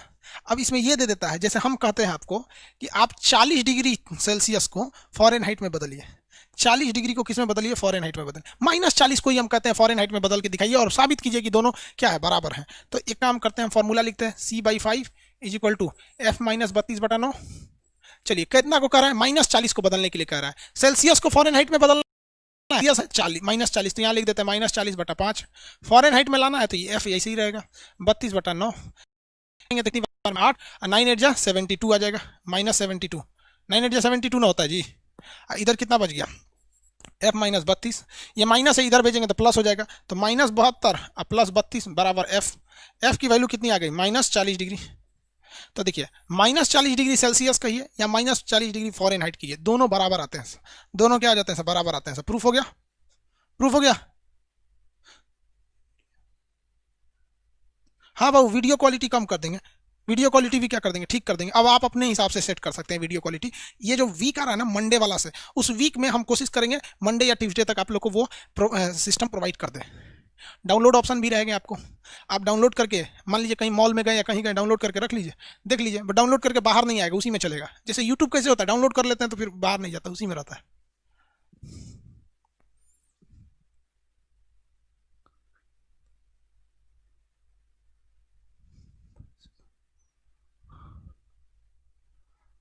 किसी को कोई दिक्कत नहीं? हाँ भैया, करंट अफेयर हो जाएगा, इसमें किसी को कोई दिक्कत नहीं। अब आपसे कोई चीजें पूछेगा तो आप इजीली निकाल सकते हैं, लेकिन ये इजीली पूछता नहीं है एग्जाम में। जैसे हम आपसे कहेंगे कि 100 डिग्री सेल्सियस को आप फॉरेनहाइट में बदलिए, तो वो कभी कभी घुमा के पूछेगा, कहेगा 100 डिग्री को फॉरेनहाइट में बदलिए, कहता है ना ना ये तो बदलिए देगा। एक से हम कुछ और पूछते हैं तो कहेगा कि जल के क्वथनांक को, यानी पानी के बॉइलिंग पॉइंट को आप फॉरेनहाइट में बदलिए, तो आपको फॉर्मूला याद रहेगा। अगर कहीं जल का क्वथनांक समझ में नहीं आया तब तो गए काम से। तो जल का क्वथनांक, बॉइलिंग पॉइंट, क्वथनांक, आपको पता है जल का क्वथनांक जो होता है 100 डिग्री सेल्सियस होता है। अब इसको कन्वर्ट करना है फॉरेनहाइट में, तो हमको सबसे पहले फॉर्मूला लिखना है, C/5 is equal to F minus 32/9। हमको बस इन्हीं दोनों का काम था इसलिए इधर लिया है। इसका काम रहता तो K माइनस 273 इसमें भी लिखते 5 बराबर R/4 लिखते, लेकिन इन सब से जरूरत ही नहीं है तो क्या लिए रखेंगे। चलिए, जल का क्वथनांक दिया है सेल्सियस में, तो सेल्सियस की जगह पे क्या लिखेंगे? 100/5 F माइनस 32/9। ये हो गया। इसको काटेंगे तो कितनी बार में कटेगा? 20 बार में। 9 8 72, 180, ना ना ना, 9 दूनी 18, 180, यही ना हो गया। ये माइनस में इधर जाएगा तो प्लस में हो जाएगा, तो इसमें 32 जोड़िएगा तो कितना हो जाएगा? कितना हो जाएगा? 212। अरे 32 जोड़िएगा तो कितना होगा? 212 हो जाएगा। कितना हो जाएगा? 212। कितना? 212 नहीं आया? 212। 212 फॉरेनहाइट। अब कितने लोगों ने ध्यान दिया था कि ये सेल्सियस वाले पर मैक्सिमम वैल्यू थी, हाई वैल्यू थी, तो ये फॉरेन हाइट वाले पे भी हाई वैल्यू है, नहीं है? फॉरेन हाइट पे भी तो यही भाई हाई वैल्यू रहता है 212। एक इस टाइप का क्वेश्चन देता है। इसके अलावा एक क्वेश्चन देता है, गुना में दे देता है, किस तापमान पर सेल्सियस से 10 गुना फॉरेन हाइट हो जाएगा। हम आपको एक क्वेश्चन दे देते हैं, बोल देते हैं, एक क्वेश्चन आपके मटेरियल से बोल देते हैं। कर रहा है कि किस तापमान पर सेल्सियस फॉरेन हाइट का 2 गुना हो जाता है। यानी जो सेल्सियस है ना, ये फॉरेन हाइट का बराबर नहीं होता है। सेल्सियस जो है वो फॉरेन हाइट के बराबर नहीं होता है, फॉरेन हाइट के 2 गुना के बराबर हो जाता है। ध्यान से समझिएगा, क्वेश्चन कर रहा है किस तापमान पर सेल्सियस फॉरेन हाइट का 2 गुना हो जाता है। तो हम कैसे लिखेंगे भैया? तो सेल्सियस फॉरेन हाइट बराबर नहीं है, ये सेल्सियस इस फॉरेन हाइट के 2 गुना के बराबर है। तो आप बताइए वैल्यू किसकी दे रखी है? वैल्यू तो दे रखी है सेल्सियस की, क्योंकि कह रहा है ये सेल्सियस फॉरेन हाइट का 2 गुना हो जाता है। तो चलिए फॉर्मूला पर रख देते हैं, C/5 बराबर F - 32/9। सेल्सियस की वैल्यू क्या रखा है कि फॉरेन हाइट का 2 गुना, तो यहां हम क्या लिख सकते हैं 2F, यहां से क्या लिख सकते हैं 2F, तो ये 2F/5 = 9, 9 दूनी 18F, 9 दूनी 18F बराबर, इसमें देखेंगे 5F, 5 में तो इन दोनों का गुणा होगा ना, इस 5 में इन दोनों का, तो 5 में F का करेंगे तो 5F माइनस, फिर 5 में इसका गुणा करेंगे तो 32 5, तो 5 दूनी 10, 5 3 15 1 16, 32 5 160। अब एक काम किया जाए, इस -5F को इधर लाया जाए तो ये माइनस हो जाएगा, कितना हो जाएगा माइनस, 8 में से 5 गया 13, 13 ही ना बचेगा जी, 13F = -160, F = -160/13, कितना आंसर आएगा निकाल लीजिए ना, 160/13 -160। तमाल पाल जी करेंगे 160/13, गलती हो जाएगा भैया, एग्जाम में ऑप्शन में भी रहेगा 160/13, माइनस प्लस का ध्यान दीजिएगा, पूरे उलट जाएगा।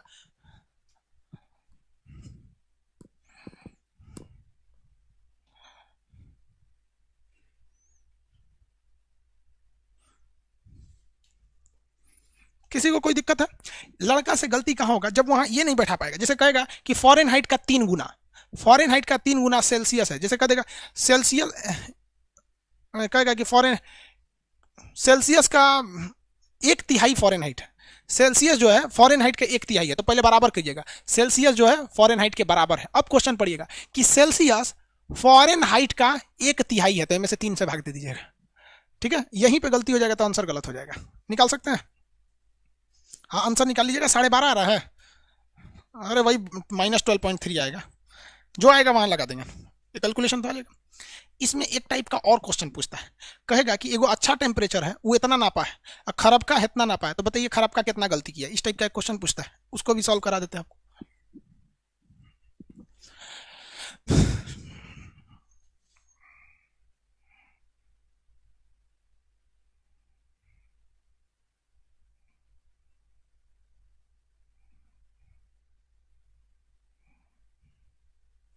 क्वेश्चन कर रहा है एक शुद्ध थर्मामीटर, देखो भैया जो शुद्ध थर्मामीटर है यानी अच्छा है, प्योर थर्मामीटर है, उसने किसी वस्तु का तापमान 30 डिग्री सेल्सियस मापा है, तो 30 डिग्री सेल्सियस मापा है, जबकि एक ठो खराब थर्मामीटर है, उसे कहा गया अशुद्ध थर्मामीटर। यह अशुद्ध थर्मामीटर जो है वो एक वस्तु का तापमान को 87 डिग्री सेल्सियस नापा है, कितने डिग्री नापा, 87 डिग्री फॉरेनहाइट में नापा, 87 डिग्री फॉरेन हाइट में नापा है। कह रहा है कि बताइए इसने कितनी गलती की थी, कितनी त्रुटि की थी, कितनी गलती की थी, ये निकालना है, ये नहीं निकालना है।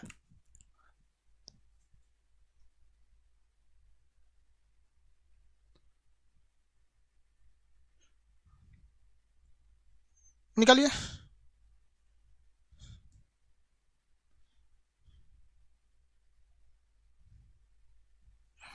देखो भाई अब दिमाग लगाओ, जिन लोगों से नहीं निकला वो दिमाग लगाइए। अब ये 87 नापा है जबकि पता है इसे सूरा गलत नापा है, ये 87 नापा है जबकि पता है कि गलत नापा है, और ये 30 नापा है जबकि पता है कि अच्छा नापा है। एक काम करते हैं कि इस सेल्सियसवा को हम फॉरेनहाइट में बदल लेते हैं और तब इससे उसको तुलना करा लेंगे कि कैसे आया है। नहीं, ये सही नपबे किया है तो इसको फॉरेनहाइट में कर देंगे और वो वैल्यूआ को ई वैल्यूआ से मिलाएंगे कि ज्यादा नपले है कि कम नपले है। Do you understand what I am saying? चलिए, तो C/5 बराबर होता है F - 32/9। तो हम इस 30 डिग्री को पहले फॉरेनहाइट में बदलेंगे, तो 30 डिग्री को फॉरेनहाइट में बदला जाए 30/5, इसे काटेंगे 6 बार में कटेगा, 6 9 कितना होता है 54, इधर लाइए इसको, फ़ारेनहाइट को, ये प्लस हो जाएगा, इधर आएगा तो 86 आना चाहिए। आना चाहिए कितना? 86 फ़ारेनहाइट। नपले कितना आई ससुरा? 87। त्रुटि बताइए। नापा था ससुरा 87, ये गड़बड़ वाला, जबकि सही वाला बता रहा था 30 डिग्री सेल्सियस। इसे जब हमने फ़ारेनहाइट में निकाला तो ये आया 86, तो यहाँ लिखेंगे 86। त्रुटि था 1 डिग्री फ़ारेनहाइट में, त्रुटि सेल्सियस में नहीं थी, 1 डिग्री की त्रुटि थी, और वो भी फ़ारेनहाइट में थी। किस में थी भैया? फ़ारेनहाइट में थी। किसी को कोई दिक्कत नहीं यार, डरना नहीं लोग, एग्जाम में बताते हैं आपको। डॉक्टर, मास्टर और वकील, इन तीनों का काम है डरा देना। डॉक्टर, मास्टर, वकील, इनकी कमाई तभी होगी जब आप डरेंगे। जाएंगे ना, किडनी में दर्द होगा, थोड़ा सा पथरी है, दवा से गल जाएगा, और किडनी सड़ गया है, ले जा, हाँ हमसे नहीं हो पाएगा, देखिए 15 दिन है, ऑपरेशन करा लिए, डॉक्टर साहब 2 लाख लीजिए, ऑपरेशन कर दिया, सचुरा कहीं के लिए। वकील कहेगा बे मर्डर हो जाएगा, मास्टर कहेगा तो फेल हो जाएगा।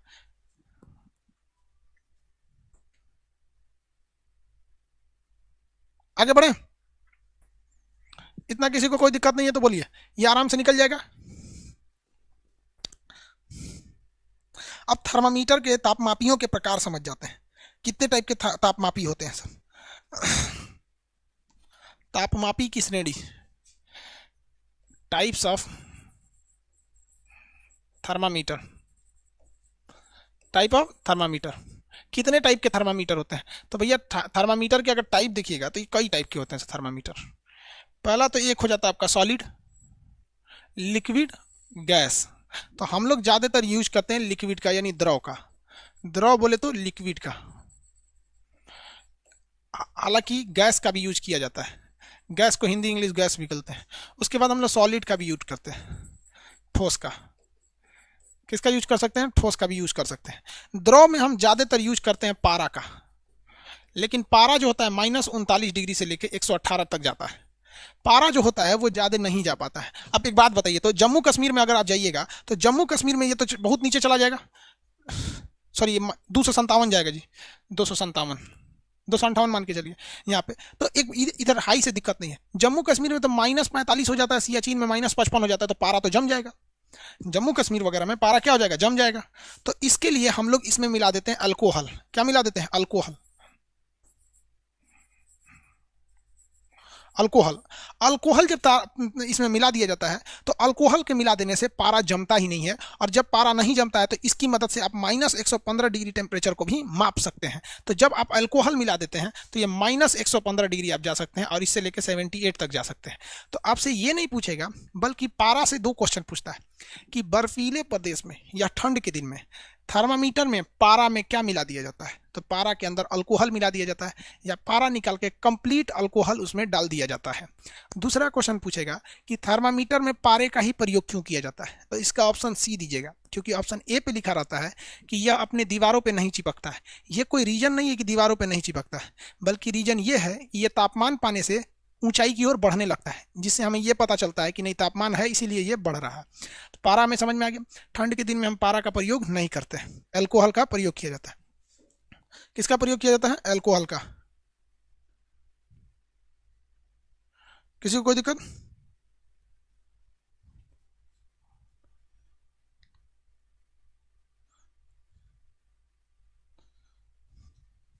नहीं, बायोलॉजी का क्लास नहीं होगा अभी, इसके बाद इसे खत्म करेंगे, फिर आगे कल हीट खत्म हो जाएगा। आज इतना, कल संडे है, कल हीट खत्म हो जाएगा। कल भी आपका क्लास 6 बजे से चलेगा।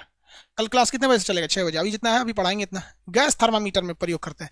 देखिए, गैस थर्मामीटर का प्रयोग ज़्यादातर बहुत ही कम तापमान को नापने के लिए हम लोग गैस टाइप थर्मामीटर का प्रयोग करते हैं। इसमें हाइड्रोजन, नाइट्रोजन और हीलियम का प्रयोग किया जाता है। हाइड्रोजन, नाइट्रोजन और हीलियम, हाइड्रोजन, नाइट्रोजन और हीलियम का प्रयोग किया जाता है गैस थर्मामीटर में। ये क्या करते हैं? बहुत ही ठंडे तापमान को नापने के प्रयोग में लाए जाते हैं। कौन से थर्मामीटर भैया? Gas thermometer. अल्कोहल, हाँ भैया, अल्कोहल जल्दी जमता नहीं है। गैस थर्मामीटर में ना एक चीज याद रखिएगा, गैसों के नाम याद रखिएगा। हाइड्रोजन, हीलियम एक ही खानदान के हैं, उसके बाद नाइट्रोजन। हाइड्रोजन, हीलियम और नाइट्रोजन, ये क्या करेंगे आप लोग? गैस में याद रखेंगे। गैसों की कैटेगरी पूछ देता है, कौन कौन सी गैस का प्रयोग किया जाता है। समझ में आ गया? अब एक चीज में आपको कंफ्यूजन होगा कि सर इसका रेंज भी याद रखना पड़ेगा। बाबू अगर आपको एग्जाम में फेल होके आना है तो रेंज याद रखिएगा, अदरवाइज में रेंज नहीं पूछता है। रेंज पूछेगा भी तो मरकरी का याद बस रख लीजिएगा -39। और ये याद रखिएगा कि मरकरी का प्रयोग इसलिए नहीं करते हैं क्योंकि वो दीवार से नहीं चिपकता है, बल्कि इसलिए करते हैं कि तापमान पाने से वो ऊपर उठता है। ठंड के दिन में इसे जमने से बचाने के लिए हम लोग किसका प्रयोग करते हैं, हम लोग अल्कोहल उसमें मिला दिया जाता है। लिक्विड थर्मामीटर समझ में आ गया आपको, लिक्विड का प्रयोग लिक्विड में करते हैं, गैस थर्मामीटर में गैस का। अब इसके बाद आता है आपका सॉलिड थर्मामीटर। सॉलिड थर्मामीटर उसे कहते हैं जिसमें हमने किसी भी प्रकार का लिक्विड या गैस का प्रयोग नहीं किया जाता है, उसे हम लोग सॉलिड थर्मामीटर के नाम से जानते हैं। इसमें आता है प्लेटिनम आ सकता है, इसमें प्लेटिनम आते हैं सब। उसके बाद सीबेक प्रभाव पे तापयुग्म आते हैं सब, पायरोमीटर आते हैं सब। किसमें आते हैं सब, पायरोमीटर वगैरह, ये सॉलिड थर्मामीटर में आएंगे। प्लेटिनम प्लेटिनम थर्मामीटर आता है और दूसरा आता है पायरोमीटर। सीबेक वाला नहीं याद रखेंगे, सीबेक वाला पूछता नहीं, सीबेक वाला इंटर के एग्जाम में पूछता है, आप लोग से नहीं पूछेगा। पहला क्या हो गया भैया, प्लेटिनम, प्लेटिनम, और दूसरा आता है पायरोमीटर। इसे हिंदी में कहते हैं उत्तापमापी, पायरोमीटर। देखिए ये दोनों बड़ी खतरनाक टेम्परेचर है सर, ये छोटे मोटे के लिए बने नहीं है सर। -200 से लेके ये 1200 डिग्री सेल्सियस नापता है। आप सोचिए कि माइनस में भी नाप रहा है तो ससुरा शुरू कर रहा है -200 से। शुरू कहाँ से कर रहा है, -200 से, कहाँ तक जा रहा है, -1200 डिग्री सेल्सियस। कहाँ से, -1200 डिग्री सेल्सियस में। अब इसके बाद नंबर आता है सबसे खतरनाक थर्मामीटर का, जिसका नाम है उत्तापमापी या पायरोमीटर। इस ससुरे की सबसे बड़ी खराबी क्या है कि ये जो है नापता ही कम नहीं है, ये जब भी नापेगा तो एकदम भयानक नापेगा, ज्यादा मात्रा का ही इसे नापा जा सकता है। जैसे ये शुरू होता है 800 डिग्री सेल्सियस और जाता है इनफाइनाइट तक, इसकी कोई सीमा नहीं है। पायरोमीटर को हिंदी में याद कहते हैं उत्तापमापी। तो इसमें आप याद रखिएगा प्लेटिनम वाला 1200 नाप सकता है, और सूर्य का तापमान जो नापते हैं वो पायरोमीटर से नापते हैं। पायरोमीटर की खासियत क्या होती है, ये टेम्परेचर नहीं नापता है, लेंथ आपके बता देता है कि टेम्परेचर कितना है, इसलिए इसमें वस्तु को सटाने की जरूरत ही नहीं है। दूर से दिखाइएगा, देख के पता कर लेगा। ये एक तरह का थर्मल कैमरा कर आप समझ सकते हैं। तो सबसे ज्यादा अति उच्च ताप नापने के लिए किसका प्रयोग किया जाता है,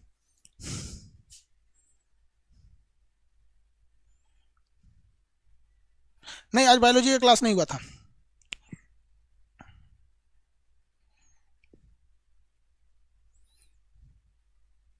आगे बढ़े, किसी कोई दिक्कत।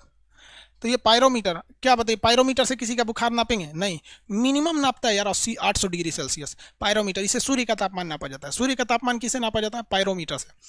सूर्य का तापमान मापने के लिए किसका प्रयोग किया जाता है, पायरोमीटर या उत्तापमापी का। प्लेटिनम तापमापी ये -200 से लेकर 1200 डिग्री सेल्सियस नापता है। समझ में आ रहा है आपको लोगों को। थर्मामीटर की कई कैटेगरी, सॉलिड, लिक्विड, गैस। अच्छा तर होता है हम लोग के कॉमर्शियल यूज के लिए सॉलिड लिक्विड थर्मामीटर। आप में से कितने लोग ये बता सकते हैं कि कोरोना की जो वैक्सीन है वो -60 डिग्री सेल्सियस पे रखी गई है, इसे कौन सा थर्मामीटर ने नापा है। कोरोना की वैक्सीन जो फाइजर कंपनी ने बनाया है उसे -60 डिग्री सेल्सियस पे रखा गया है, ये इसे कौन सी कंपनी ने बनाया है। फाइजर की वैक्सीन किस कंपनी ने बनाया है, सर कंपनी नहीं कह रहा, किस अल्कोहल में रखा गया है, सोच रहा बताइए दिए तब तो हम। लिक्विड वाले में रखा गया होगा, और कौन सा टाइप में, अल्कोहल वाले में। एल्कोहल वाले से नापा गया, एल्कोहल -8 तो एल्कोहल नाप ही देता है। पायरोमीटर से नाप रहा है, देखो उसको बकलोलवा को। पायरोमीटर छोटा मोटा टेम्परेचर नहीं नापता यार, एल्कोहल, एल्कोहल लिक्विड में एल्कोहल। प्लेटिनम नहीं, लिक्विड वाला एल्कोहल, लिक्विड वाला एल्कोहल, लिक्विड वाला एल्कोहल।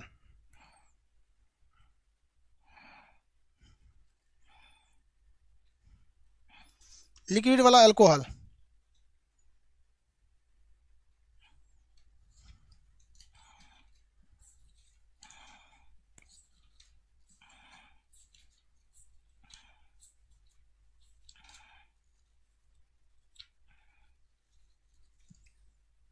प्लेटिनम क्यों नहीं होगा भैया, प्लेटिनम जो होता है वो -200 से नापता है और बीच वाले टेम्परेचर को अच्छा नहीं नापता है, लेकिन ये महंगा पड़ता है। तो इसे भी नाप सकते हैं, लेकिन ये काफ़ी महंगा आएगा।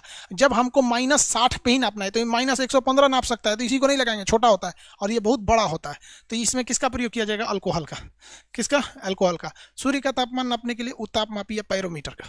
सूर्य का तापमान नापने के लिए उत्तापमापी या पायरोमीटर का, उत्तापमापी या पायरोमीटर का प्रयोग किया जाता है। आगे अब देखिए, अब हम लोग मानव जो है, मानव, इसके लिए कुछ अलग अलग टेम्परेचर होते हैं।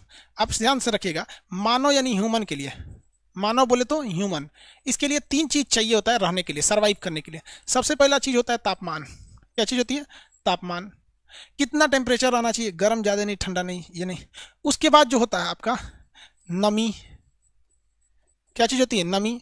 उसके बाद होती है वायु गति। वायु गति। जैसे आदमी को टेम्परेचर पसंद नहीं है, न ज़्यादा टेम्परेचर पसंद है न कम टेम्परेचर पसंद है।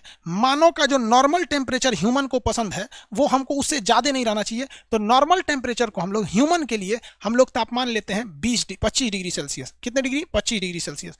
नमी लेते हैं हवा में 60% नमी रहनी चाहिए, हवा में 60%। और हवा की गति 2 मीटर प्रति मिनट होनी चाहिए, 2 मीटर प्रति मिनट होनी चाहिए। ये किसकी गति होनी चाहिए? हवा की। तो आदमी को बहुत ही रिलैक्स फील होगा, आदमी को बहुत ही रिलैक्स फील होगा। कैसे? क्योंकि टेम्परेचर अगर 25 डिग्री है लेकिन हवा में नमी ही नहीं है, एकदम सूखी हवा है। नमी मतलब समझते हैं पानी, आर्द्रता। तो उसमें 60% आर्द्रता रहनी, 100% कर देंगे आर्द्रता तो सोचो पानी बरसने लग जाएगा वहां पर। तो ये आदमी के लिए आज रात में क्लास नहीं होगा जी, कल से होगा। नॉर्मल नॉर्मल टेम्परेचर 20 डिग्री होगा, वो एनटीपी केमिस्ट्री में पढ़ाएंगे। एसटीपी, एसटीपी, एनटीपी और RTP, RT, room temperature, normal temperature, standard temperature. तो हमको भैया अगर बताइए टेम्परेचर कितना रहेगा तो हम लोग नॉर्मल रहेंगे, ना गर्मी लगेगा ना ठंडी लगेगा। तो 25 डिग्री सेल्सियस पे ना गर्मी लगता है ना ठंडी लगता है। लेकिन हवा में कुछ नमी रह जाती तो मजा आ जाता, वो नमी भी रहना चाहिए। उसके बाद हवा तेज नहीं चलनी चाहिए, हवा धीमी गति से चले। आंधी में मजा आता है क्या किसी को? धीरे धीरे हवा बहता है, देहात में बोलते हैं लाहे लाहे, तो मजा आता है। तो इसके लिए काम करता है पंखा। फैन जो होता है हम लोग का, फैन, क्या चीज? फैन, पंखा। ये फैन जो है ये क्या काम करता है? ये केवल और केवल टेम्परेचर को बराबर रखता है। टेम्परेचर को क्या करता है? 25 कर देता है, पंखा चला देते हैं तो ठीक है। लेकिन फिर भी मजा नहीं आता है, हमें हवा में पानी भी चाहिए, हमें हवा में पानी भी चाहिए। तो हम पानी लाने के लिए तब किसका यूज कर देते हैं? ये दोनों अगर चाहिए हमें, ये दोनों, अभी तो केवल क्या चाहिए? पंखा। अगर हमें ये दोनों चाहिए तो क्या किसका प्रयोग करेंगे? हम लोग कूलर का प्रयोग करते हैं, कूलर का प्रयोग करेंगे। कूलर में पानी डालेंगे तो कूलर के आगे रहता है पंखा और उसके पीछे की जाली भीगी हुई है तो नमी भी फेंक देता है। तो ये दोनों काम कौन कर देता है? कूलर। जबकि अगर आपको ये तीनों काम चाहिए तो ये तीनों काम करेगा एयर कंडीशन, एसी। ये हवाओं के स्पीड को भी मैनेज कर देता है। कूलर धड़ धड़ धड़ धड़ धड़ धड़ हवा फेंकता है, पंखा स्पीड मैनेज नहीं कर पाता है, जबकि एसी तीनों यूज कर लेता है। तो आपको चाहिए था 3 चीज, केवल टेम्परेचर मैनेज किया, पंखा ठुकुर ठुकुर करिए, टेम्परेचर के साथ साथ चेहरा पे थोड़ा नमी भी लाया कूलर, और झकाझक एकदम ठंडा करके रख दिया एसी। समझ में आ गया कि नहीं? एसी। तो कितने लोग के घर में एसी है?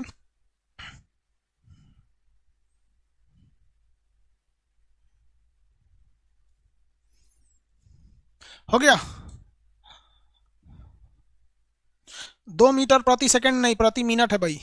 प्रति सेकंड बहुत ज्यादा हो जाएगा, इतना तेज हवा चलेगी, ऐसे आंधी लगने लगेगा। एसी में कभी देखे हैं? ये देखिए, ये 2 मीटर प्रति सेकंड है, ऐसे हवा चलेगी एसी में।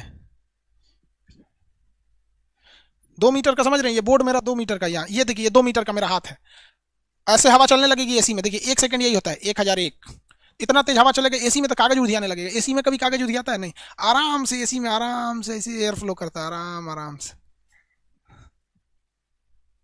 What is AC sir? Air condition, air condition, AC.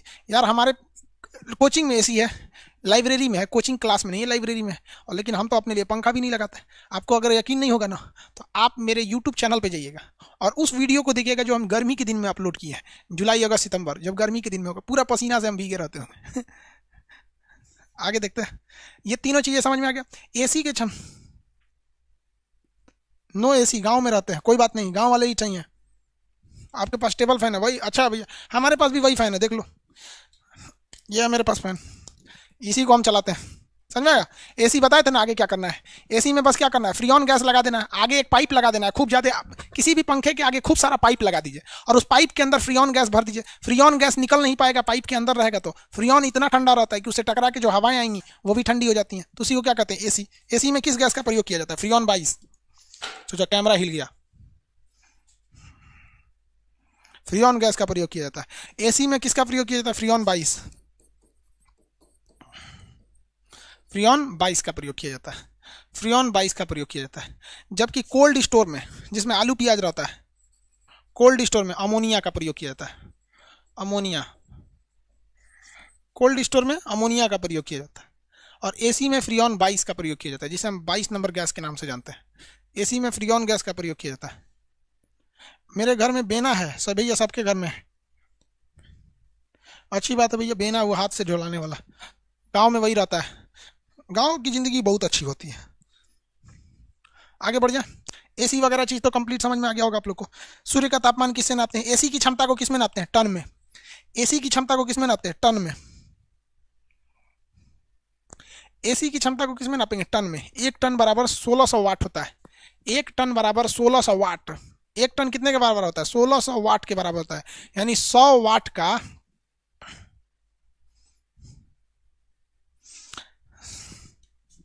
AC के बारे में आपको और कुछ जानकारी देते, कंप्लीट जानकारी एसी के बारे में। देखो भैया,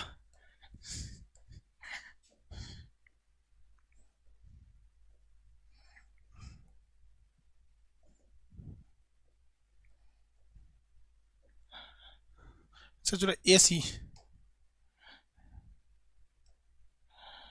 एसी 3 टाइप के, एक पोर्टेबल होता है, एक आपका होता है, मेनली 2 ही होता है यार। देखो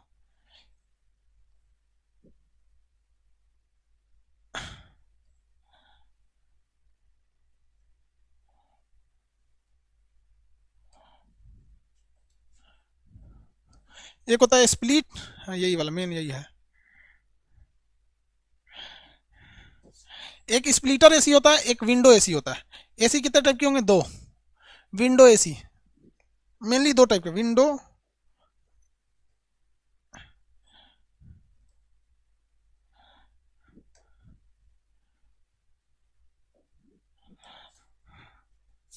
बॉटनी कल होगा, कल आज नहीं। देखो भैया एसी के बारे में समझा देता है।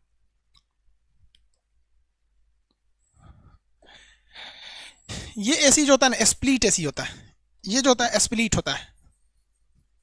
स्प्लिट स्प्लिट एसी में क्या होता है कि ये होता है विंडो एसी, ये होता है विंडो। स्प्लिट एसी में क्या होता है, ये वाली हवा जो थी, हवा इधर से पंखा चलता है और हवा को घसीट के लाता है। क्या करता है? घसीट के लाता है पाइप के माध्यम से, और इस पाइप को पीछे से इसमें फेंकता है, और इसके अंदर पाइप लगे हुए हैं फ्रीऑन गैस का, छोटा छोटा छोटा छोटा पूरा पाइप लगा हुआ है इसके अंदर। ठीक है, तो हवा, ये बाहर से हवा को बटोरा, और बटोरने के बाद इसमें भेज दिया। तो इसमें भेजा तो वो हवा इस जाली से गुजरते गुजरते, पाइप से गुजरते गुजरते ठंडी हो जाती है, और ये नीचे से हवा को इसे फेंक देता है। तो हवा कैसी हो गई भैया? ठंडी हवा। हवा कैसी हो गई? ठंडी हो गई एकदम से हवा। समझ में आ गया कि नहीं आ गया? तो ये हवा ठंडी हो जाती है पूरी तरह से, तो इसे कहते हैं स्प्लिट एसी। ये हल्ला नहीं करता है। क्यों नहीं हल्ला करता है? कि ये पंखवा जो होता है छत के बाहर रहता है, और ये पाइप से लाया रहता है। ये पंखवा घर के बाहर रहता है। जबकि विंडो एसी जो होता है घर घर घर आवाज करता है, क्योंकि यहीं पे सब कुछ है, ये है इसके पिछवा वो सारा सिस्टम है, तो घन घन घन घन घन आवाज करता है। तो 2 तरह की, एक सीलिंग एसी होती है, मॉल वगैरह में देखे होंगे ऊपर से लगा रहता है, तो वो एसी रहती है सब। समझ आ गया?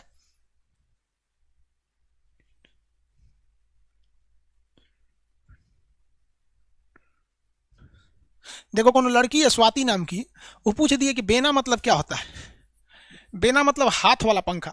उसको कम से कम 200 लड़का बिजी है उसको जवाब देने में। स्वाति, बेना मतलब पंखा होता है, ये होता है। सोचा घरे चल जाओ बता दे, ले ले जो एगो बेना। अगर वो एड्रेस दे देगी ना तो उसको घर ले जाके दिखा देगा, देखो देखो यही है पंखा, इसे इसे झला जाता है। अरे दादा, अरे दादा,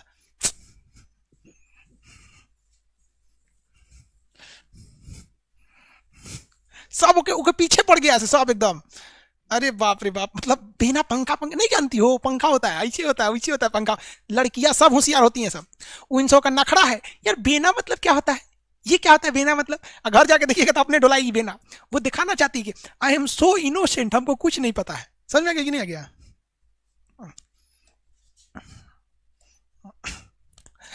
अब आगे समझिए। फ्रिज जो होते हैं, इसके अलावा एक फ्रिज, फ्रिज क्या होता है भैया? फ्रिज भी किसी भी चीज को क्या करता है? ठंडा करता है। एसी का सिस्टम समझ में आ गया कि नहीं आ गया? तो जरा फ्रिज,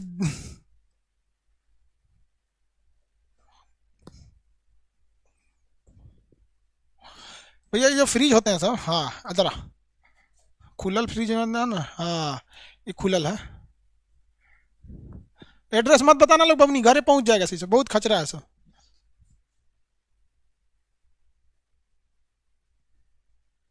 एसी गर्म हवा भी देता है। एसी गर्म हवा नहीं देता, उसमें हीटर लगा दीजिए तो गर्म हवा देता है। एसी में हीटर भी अंदर ही बिल्ट होता है, तो वो गर्म हवा देने लगता है। उसके अंदर बिल्ट होता है। ये देखिए फ्रिज, फ्रिज की क्षमता ना लीटर में नापा जाता है, फ्रिज की क्षमता लीटर में नापा जाता है। फ्रिज में एक चीज याद रखिएगा, ये आइस बनाने वाला क्या होता है, ऊपर दिया जाता है आइसर, आइस बनाने वाला। इससे क्या होता है कि अगर कोई चीज आपने नीचे रख दिया है, सब्जी वगैरह, ऐसे ऐसे सीबीएसई बोर्ड वाला ये सब खूब रखता है सब। हमारे घर में फ्रिज जानते हैं कब आया? मेरे घर में फ्रिज आया पहली बार 2019 में, शायद 2019 में, अब 20 में इन्वर्टर। ये सब का चीज ज्यादा यूज नहीं करना चाहिए, बहुत दिक्कत हो जाता है। और वही फ्रिज हम लोग ने केवल इसलिए लिया कि खाना खराब हो जाता था। पटना में मेरे पास तो अभी तक फ्रिज नहीं है, आज तक पटना में मेरे पास फ्रिज नहीं है। अब घर पे मेरे फ्रिज 2019 में आया था। तो इसमें जब आप रखते हैं तो जो भी गर्म हवाएं रहती हैं, जब ये निकलती हैं तो ये आइस बनाने वाला इसको क्या कर देता है, ठंडा कर देता है। इसलिए इसके नीचे एक ट्रे दिया रहता है, और ये ट्रे क्या करता है, उस पानी को फ्रिज के पीछे बाहर से गिरा देता है। इसलिए किसी भी फ्रिज में देखिएगा ना, पीछे पानी गिरने के लिए जगह दिया रहता है। क्यों? क्योंकि जो ये बर्फ जम रहा है, यहाँ से भाप बन रहा है, ये पानी बनेगा तो पनिया उसी में टपक जाएगा। तो इसके नीचे एक ट्रे बनाया रहता है जो पीछे की ओर पानी चला जाता है।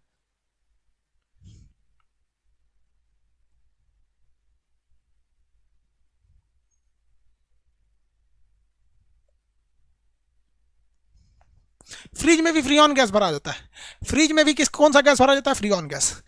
हो गया। अमोनिया का भी यूज कर सकते हैं फ्रिज में, अमोनिया या फ्रीऑन बाहर की ओर दोनों का यूज कर सकते हैं। ये समझ में गया? एक क्वेश्चन पूछेगा कि अगर हम फ्रिज का दरवाजा खोल दें, क्या करें, फ्रिज का दरवाजा खोल दें तो रूम का टेम्परेचर ठंडा होगा या गर्म? फ्रिज का दरवाजा खोल दें तो रूम का टेम्परेचर गर्म होगा या? एगो लड़का पूछ रहा है कि सर ये सब एग्जाम में नहीं आएगा। अरे घोंचू, ये एग्जाम का पूछा हुआ क्वेश्चन है। तुम मगरमच्छ को सिखाओगे कि तैरा कैसे जाता है? ये एग्जाम का क्वेश्चन है, वो भी एनटीपीसी का, कि अगर किसी फ्रिज का दरवाजा खोल दिया जाए तो कमरे का तापमान क्या होगा, टेम्परेचर बढ़ जाएगा। तापमान क्या हो जाएगा, बढ़ जाएगा, क्योंकि इसके अंदर जितनी भी चीजें थी उसकी गर्मी को ये बाहर की ओर फेंक देगा, उसकी गर्मी को ये क्या करेगा, बाहर की ओर फेंक देगा। बोल रहा है कि एग्जाम में नहीं आएगा। अरे घोंचू सब। दूसरा क्वेश्चन क्या पूछता है कि अगर किसी बंद कमरे में हम पंखा चला दें तो बताइए क्या होगा। बंद कमरे में यदि पंखा चला दिया जाए तो क्या होगा?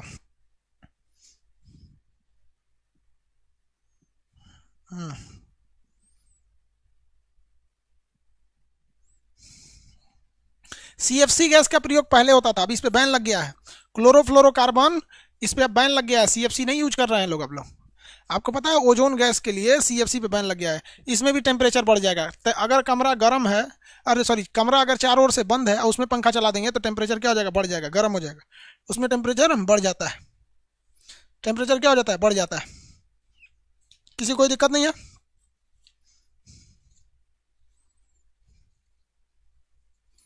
किसी को कोई दिक्कत नहीं?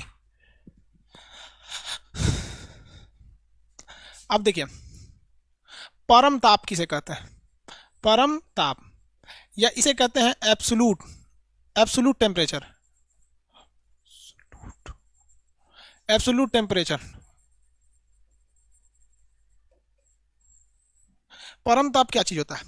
परम ताप जब किसी चीज के टेम्परेचर को हम लोग फॉरेनहाइट में ना नापकर, सेल्सियस में ना नापकर, हम केवल और केल्विन में नापें तो उसे क्या कहते हैं, परम ताप। केल्विन में नापा गया ताप, अगर किसी चीज का टेम्परेचर हम केल्विन में नाप दें तो उसी को कहते हैं परम ताप। और कुछ भी नहीं होता है परम ताप।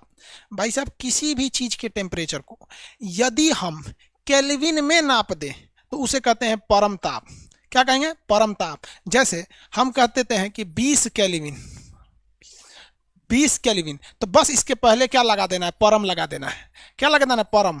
क्यों? परम का मतलब होता है एब्सोलूट, जिसमें कोई डाउट नहीं। तो ये केल्विनवा का यूज तो वैज्ञानिक में ना करता है सब। तो इसको क्या पढ़िएगा, परम 20 केल्विन, परम 20 ताप, सॉरी परम 20 ताप। बस यहाँ केल्विन काट के परम 20 ताप लगा देना है। तो अगर हम कह दें कि 20 केल्विन के आगे हमने क्या लगा दिया है, परम लगा दिया है। कह दे कि 50 केल्विन के आगे परम लगा दीजिए, परम 50 तापमान। अगर वही हम कहते कि 0 केल्विन बदलिए तो इसमें भी लगा दिए परम, तो इसे क्या कहेंगे, परम शून्य ताप। क्या कहेंगे, परम शून्य ताप। तो परम तापमान या एब्सोल्यूट टेम्परेचर उस टेम्परेचर को कहते हैं जिसमें हम केल्विन में जब किसी चीज को बताते हैं, हम अपने बॉडी के टेम्परेचर को अगर केल्विन में बता देंगे तो उसे हम परम ताप कहेंगे। और परम शून्य ताप, परम शून्य ताप, absolute zero, absolute zero, temperature किसे कहेंगे भैया? तो ये 0 केल्विन को कहेंगे। किसे कहेंगे? 0 केल्विन। अब आपको हम 0 केल्विन को बताते हैं, आप बताइए इसे केल्विन सेल्सियस में बदलिए। तो सेल्सियस में बदलने का तरीका C/5 बराबर F माइनस 273 बटा, तो F को तो रखना नहीं है, K माइनस 273 बटा 5, K माइनस 273 बटा 5, क्योंकि F में तो बदलना नहीं है। इस 5 से इस 5 को काट दीजिए, यहाँ पे क्या है 0, तो 0 बराबर 0 केल्विन को सॉरी यहाँ C है, केल्विन की जगह क्या दिया 0 माइनस 273, तो ये हो जाएगा माइनस 273। तो 0 केल्विन कहिए, सॉरी ओके हो गया, ये तो 0 केल्विन या माइनस 273, इसे कहा जाता है परम शून्य ताप। ये एक काल्पनिक ताप है, अब तक कोई इस टेम्परेचर तक पहुंचा नहीं है, और वैज्ञानिकों का कहना है कि कोई यहाँ पहुंच भी जाता है तो इससे और पीछे नहीं जा सकता है, तो इसे कहते हैं परम शून्य ताप, माइनस 273 डिग्री सेल्सियस।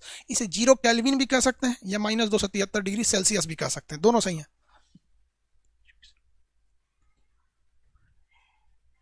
आगे बढ़े, बफरिंग कर रहा है, हाँ 0 केल्विन, वेरी गुड। वो हिंदी में कौन लिख दिया यार माइनस, हाँ इसे करके कुछ लिख दिए सब, ये हमको पढ़ा ही नहीं जाता है।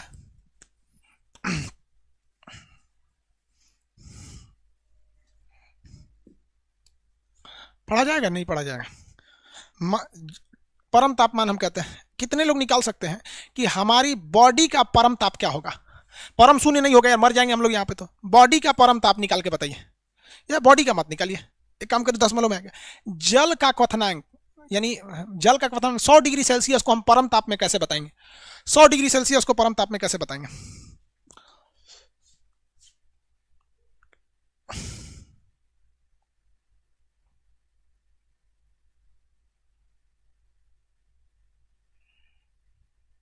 बहुत लोग का डेटा खत्म हो गया। अब कितने लोग को, अच्छा बाबू एक बात बताओ, कभी कभी हमको अगर रात में क्लास लेना पड़े, निकाल देंगे ना? हाँ चलिए कोई बात नहीं, बहुत अच्छा, पहले यहाँ निकाल के समझा देते हैं। C/5 बराबर K माइनस 273 बटा 5, इससे ये कट गया 100 डिग्री सेल्सियस, K माइनस 273 इधर करेंगे तो प्लस हो जाएगा, K बराबर 373 हो गया, 373 पे हो गया। हमको अगर कभी कभी क्लास लेना मन कर गया, मान के चलिए कि रात में नींद नहीं आ रही है, 12 बजे क्लास लेने का मन है रात में, बिना बताए 1 घंटा पहले नोटिफिकेशन भेज देंगे तो काम चलेगा? आज तो नोटिफिकेशन सुबह का भेजे थे, हम ही गड़बड़ कर दिए थे, बनाते बनाते टाइम लग गया।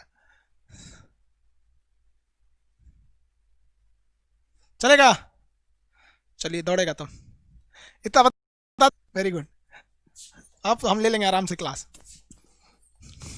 फिजिक्स समझ में आ रहा है यार? फिजिक्स बहुत ही सिंपल, सबसे मजा जानते हैं किसमें आएगा? लाइट चैप्टर में आएगा, लाइट प्रकाश में, उत्तल दर्पण, प्रतिबिंब यहाँ तो वहां, ये यहाँ वो वहां, इतना मस्त चीज है लाइट ना जिसका कोई हद नहीं। लेकिन आप टेंशन ना लो। विशिष्ट उष्मा, विशिष्ट उष्मा, स्पेसिफिक हीट, उष्मा धारिता, थर्मल कैपेसिटी, तीसरा गुप्त उष्मा, गुप्त उष्मा, उसके बाद आता है न्यूटन का शीतलन नियम, शीतलन नियम, ये आ जाते हैं भैया न्यूटन साहब के शीतलन नियम। उसके बाद आ जाता है क्या चीज आ जाता है? न्यूमेरिकल, न्यूमेरिकल, न्यूमेरिकल में किस टाइप के न्यूमेरिकल आते हैं भैया? बर्फ से पानी, बर्फ से पानी बनाने में क्या चाहिए? बर्फ से भाप, फिर आता है भाप से बर्फ बनाने में, फिर पानी से भाप, पानी से भाप बनाने में, फिर आता है आपका एक अलग टाइप का न्यूमेरिकल, उसे कहता है जो गर्म पानी को मिला देता है ठंडा पानी से, और कहता है कि बताइए फाइनल जो इसको मिलाएंगे तो मिक्सचर का टेम्परेचर कितना होगा? फाइनल मिक्सचर का टेम्परेचर कितना होगा? ठीक है,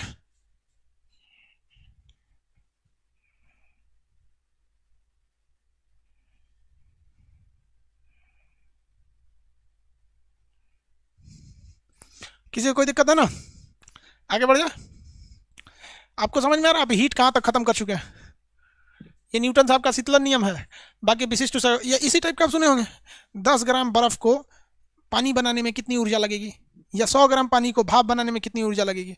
बर्फ से जलना कठिन होता है, भाप से जलना, ई जलना, ऊ जलना, इसे पूछ देता है। 100 डिग्री सेल्सियस के पानी को 10 डिग्री सेल्सियस के पानी में मिलाएंगे, फिर फाइनल टेम्परेचर कितना होगा, यही से पूछता है। इसको कल खत्म कर देंगे, कल संडे है, कल खत्म कर दें। एक्चुअली क्या है कि आज बहुत लड़कों का डाटा खत्म हो रहा होगा, तो फिर लाइव पढ़ने में मजा नहीं आएगा। और हमसे थोड़ी सी भयानक गलती हो गई यार, सैटरडे संडे को ऐड करना था, हमने केवल सैटरडे संडे क्लास को किया, पीछे वाला क्लास भी हट गया। तो आप लोग को शायद प्रीवियस देखने में भी दिक्कत हो रहा होगा। पता नहीं हो रहा है कि नहीं, बट सही हो जाएगा। कल संडे है, वो हमारे कंट्रोल के बाहर का है, वो डेवलपर टीम आएगी। आई होप आप समझेंगे। अब चलिए आप लोग भी खाना पीना खा लीजिए, आराम से पढ़ाई कीजिए, इत्मीनान से। दिल में इतना रखिए कि हमें नौकरी होगी, और डर ये जरूर रखिए कि अगर हमारा पड़ोसी का मत हो जाए, क्योंकि आप कभी भी अपने लॉज में जो सबसे तेज है पढ़ने वाला लड़का, उससे अपने तुलना कीजिए और उसको सोचिए कि हम उसे कैसे पीछे छोड़ेंगे। और ग्रुप में पढ़िए। और ग्रुप में कैसे पढ़िए? देखिए 4-5 लड़कों का ग्रुप बनाइए, ज़्यादा लड़कों का नहीं, 4-5 लड़कों का ग्रुप बनाइए। और ठंडी का दिन है तो कंबल में घुस के पढ़िए, चाहे कैसे भी पढ़िए, इससे कोई मतलब नहीं। लेकिन डिसाइड कीजिए कि भाई मान के चलिए अभी कितना बजने जा रहा है, 9 बजेगा। खाना पीना खा के 9 बज जाएगा। आपको जो भी जरूरी बात है, घर में बात करना है, टीवी देखना है, न्यूज़ देखना है, कोई यूट्यूब चैनल देखना है, हंसी मजाक देखना है, सब करिए। 10 बजे बैठिए रात में, 10 बजे रात में बैठे 4 आदमी डिसाइड किए कि भैया हम लोग पढ़ेंगे। तुम अपना पढ़ो, हमको मतलब नहीं है, लेकिन हम लोग 12 बजे से पहले हिलेंगे नहीं। आप याद रखिए, पानी का बोतल पास में नहीं रहना चाहिए। जब कुछ करेगा सुना तो पनिया बोतल ऐसे पड़ेगा। न्यूटन का शीतलन नियम, न्यूटन का ही नियम, आधा घंटा बाद पेशाब करने चल जाएगा। पानी, खाना, मोबाइल, ये पढ़ाई में सबसे बड़ा दुश्मन है सब। यानी 3 चीज, पानी, खाना, मोबाइल। आपके रिजल्ट को पढ़ाई में यही डिस्टर्ब करेगा। इस सबको दूर रखिएगा। टॉयलेट बाथरूम हो जाएगा। अब मान के कई गो लड़का होता है ना, सीबीएसई बोर्ड वाला नमकीन खा के पढ़ेगा सब, फिर हाथ धुलने जाएगा सब, फिर पढ़ेगा सब, हाथ धुलने जा रहे भाई साहब। सबको दूर रखो एकदम। 2 घंटे अगर आप दूर रख सकते हैं ना, कसम से बता रहे हैं, उस 2 घंटे में आप वो पढ़ लेंगे जिसका कोई हद नहीं।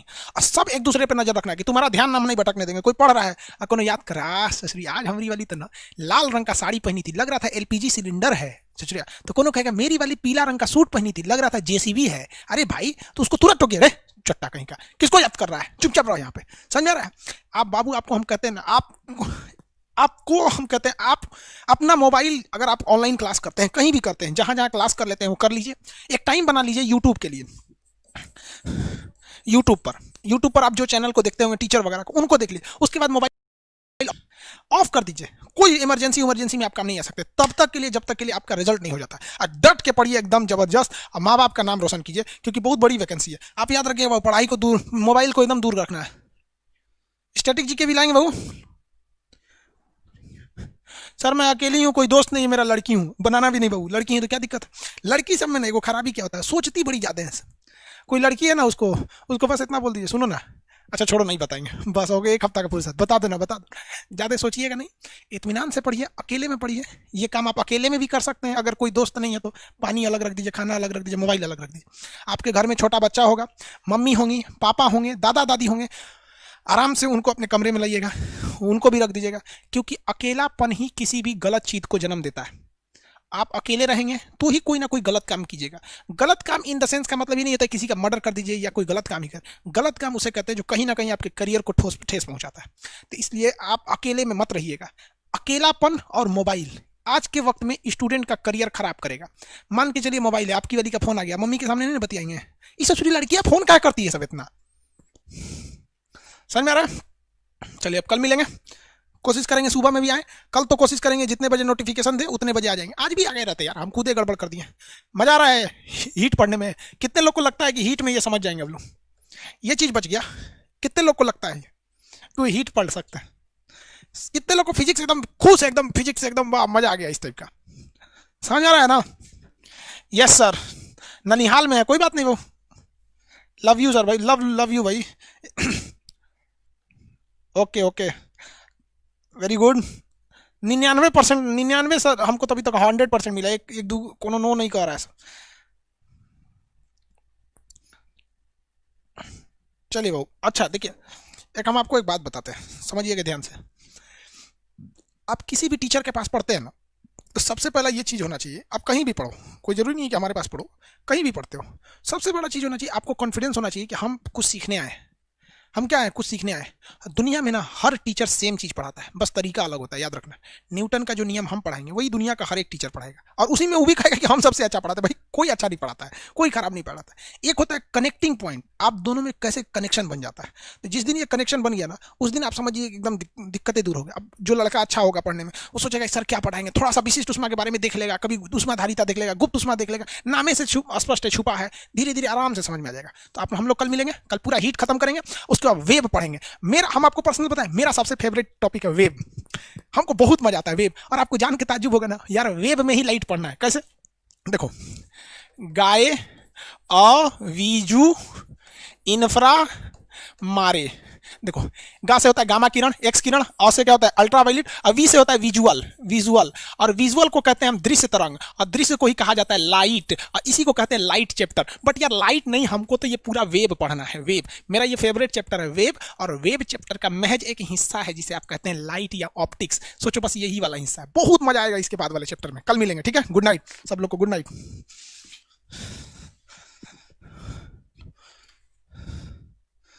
चलिए भाई, गुड नाइट सब लोग को, गुड नाइट। सब लोग खुश रहिए, अच्छे से रिजल्ट लीजिए।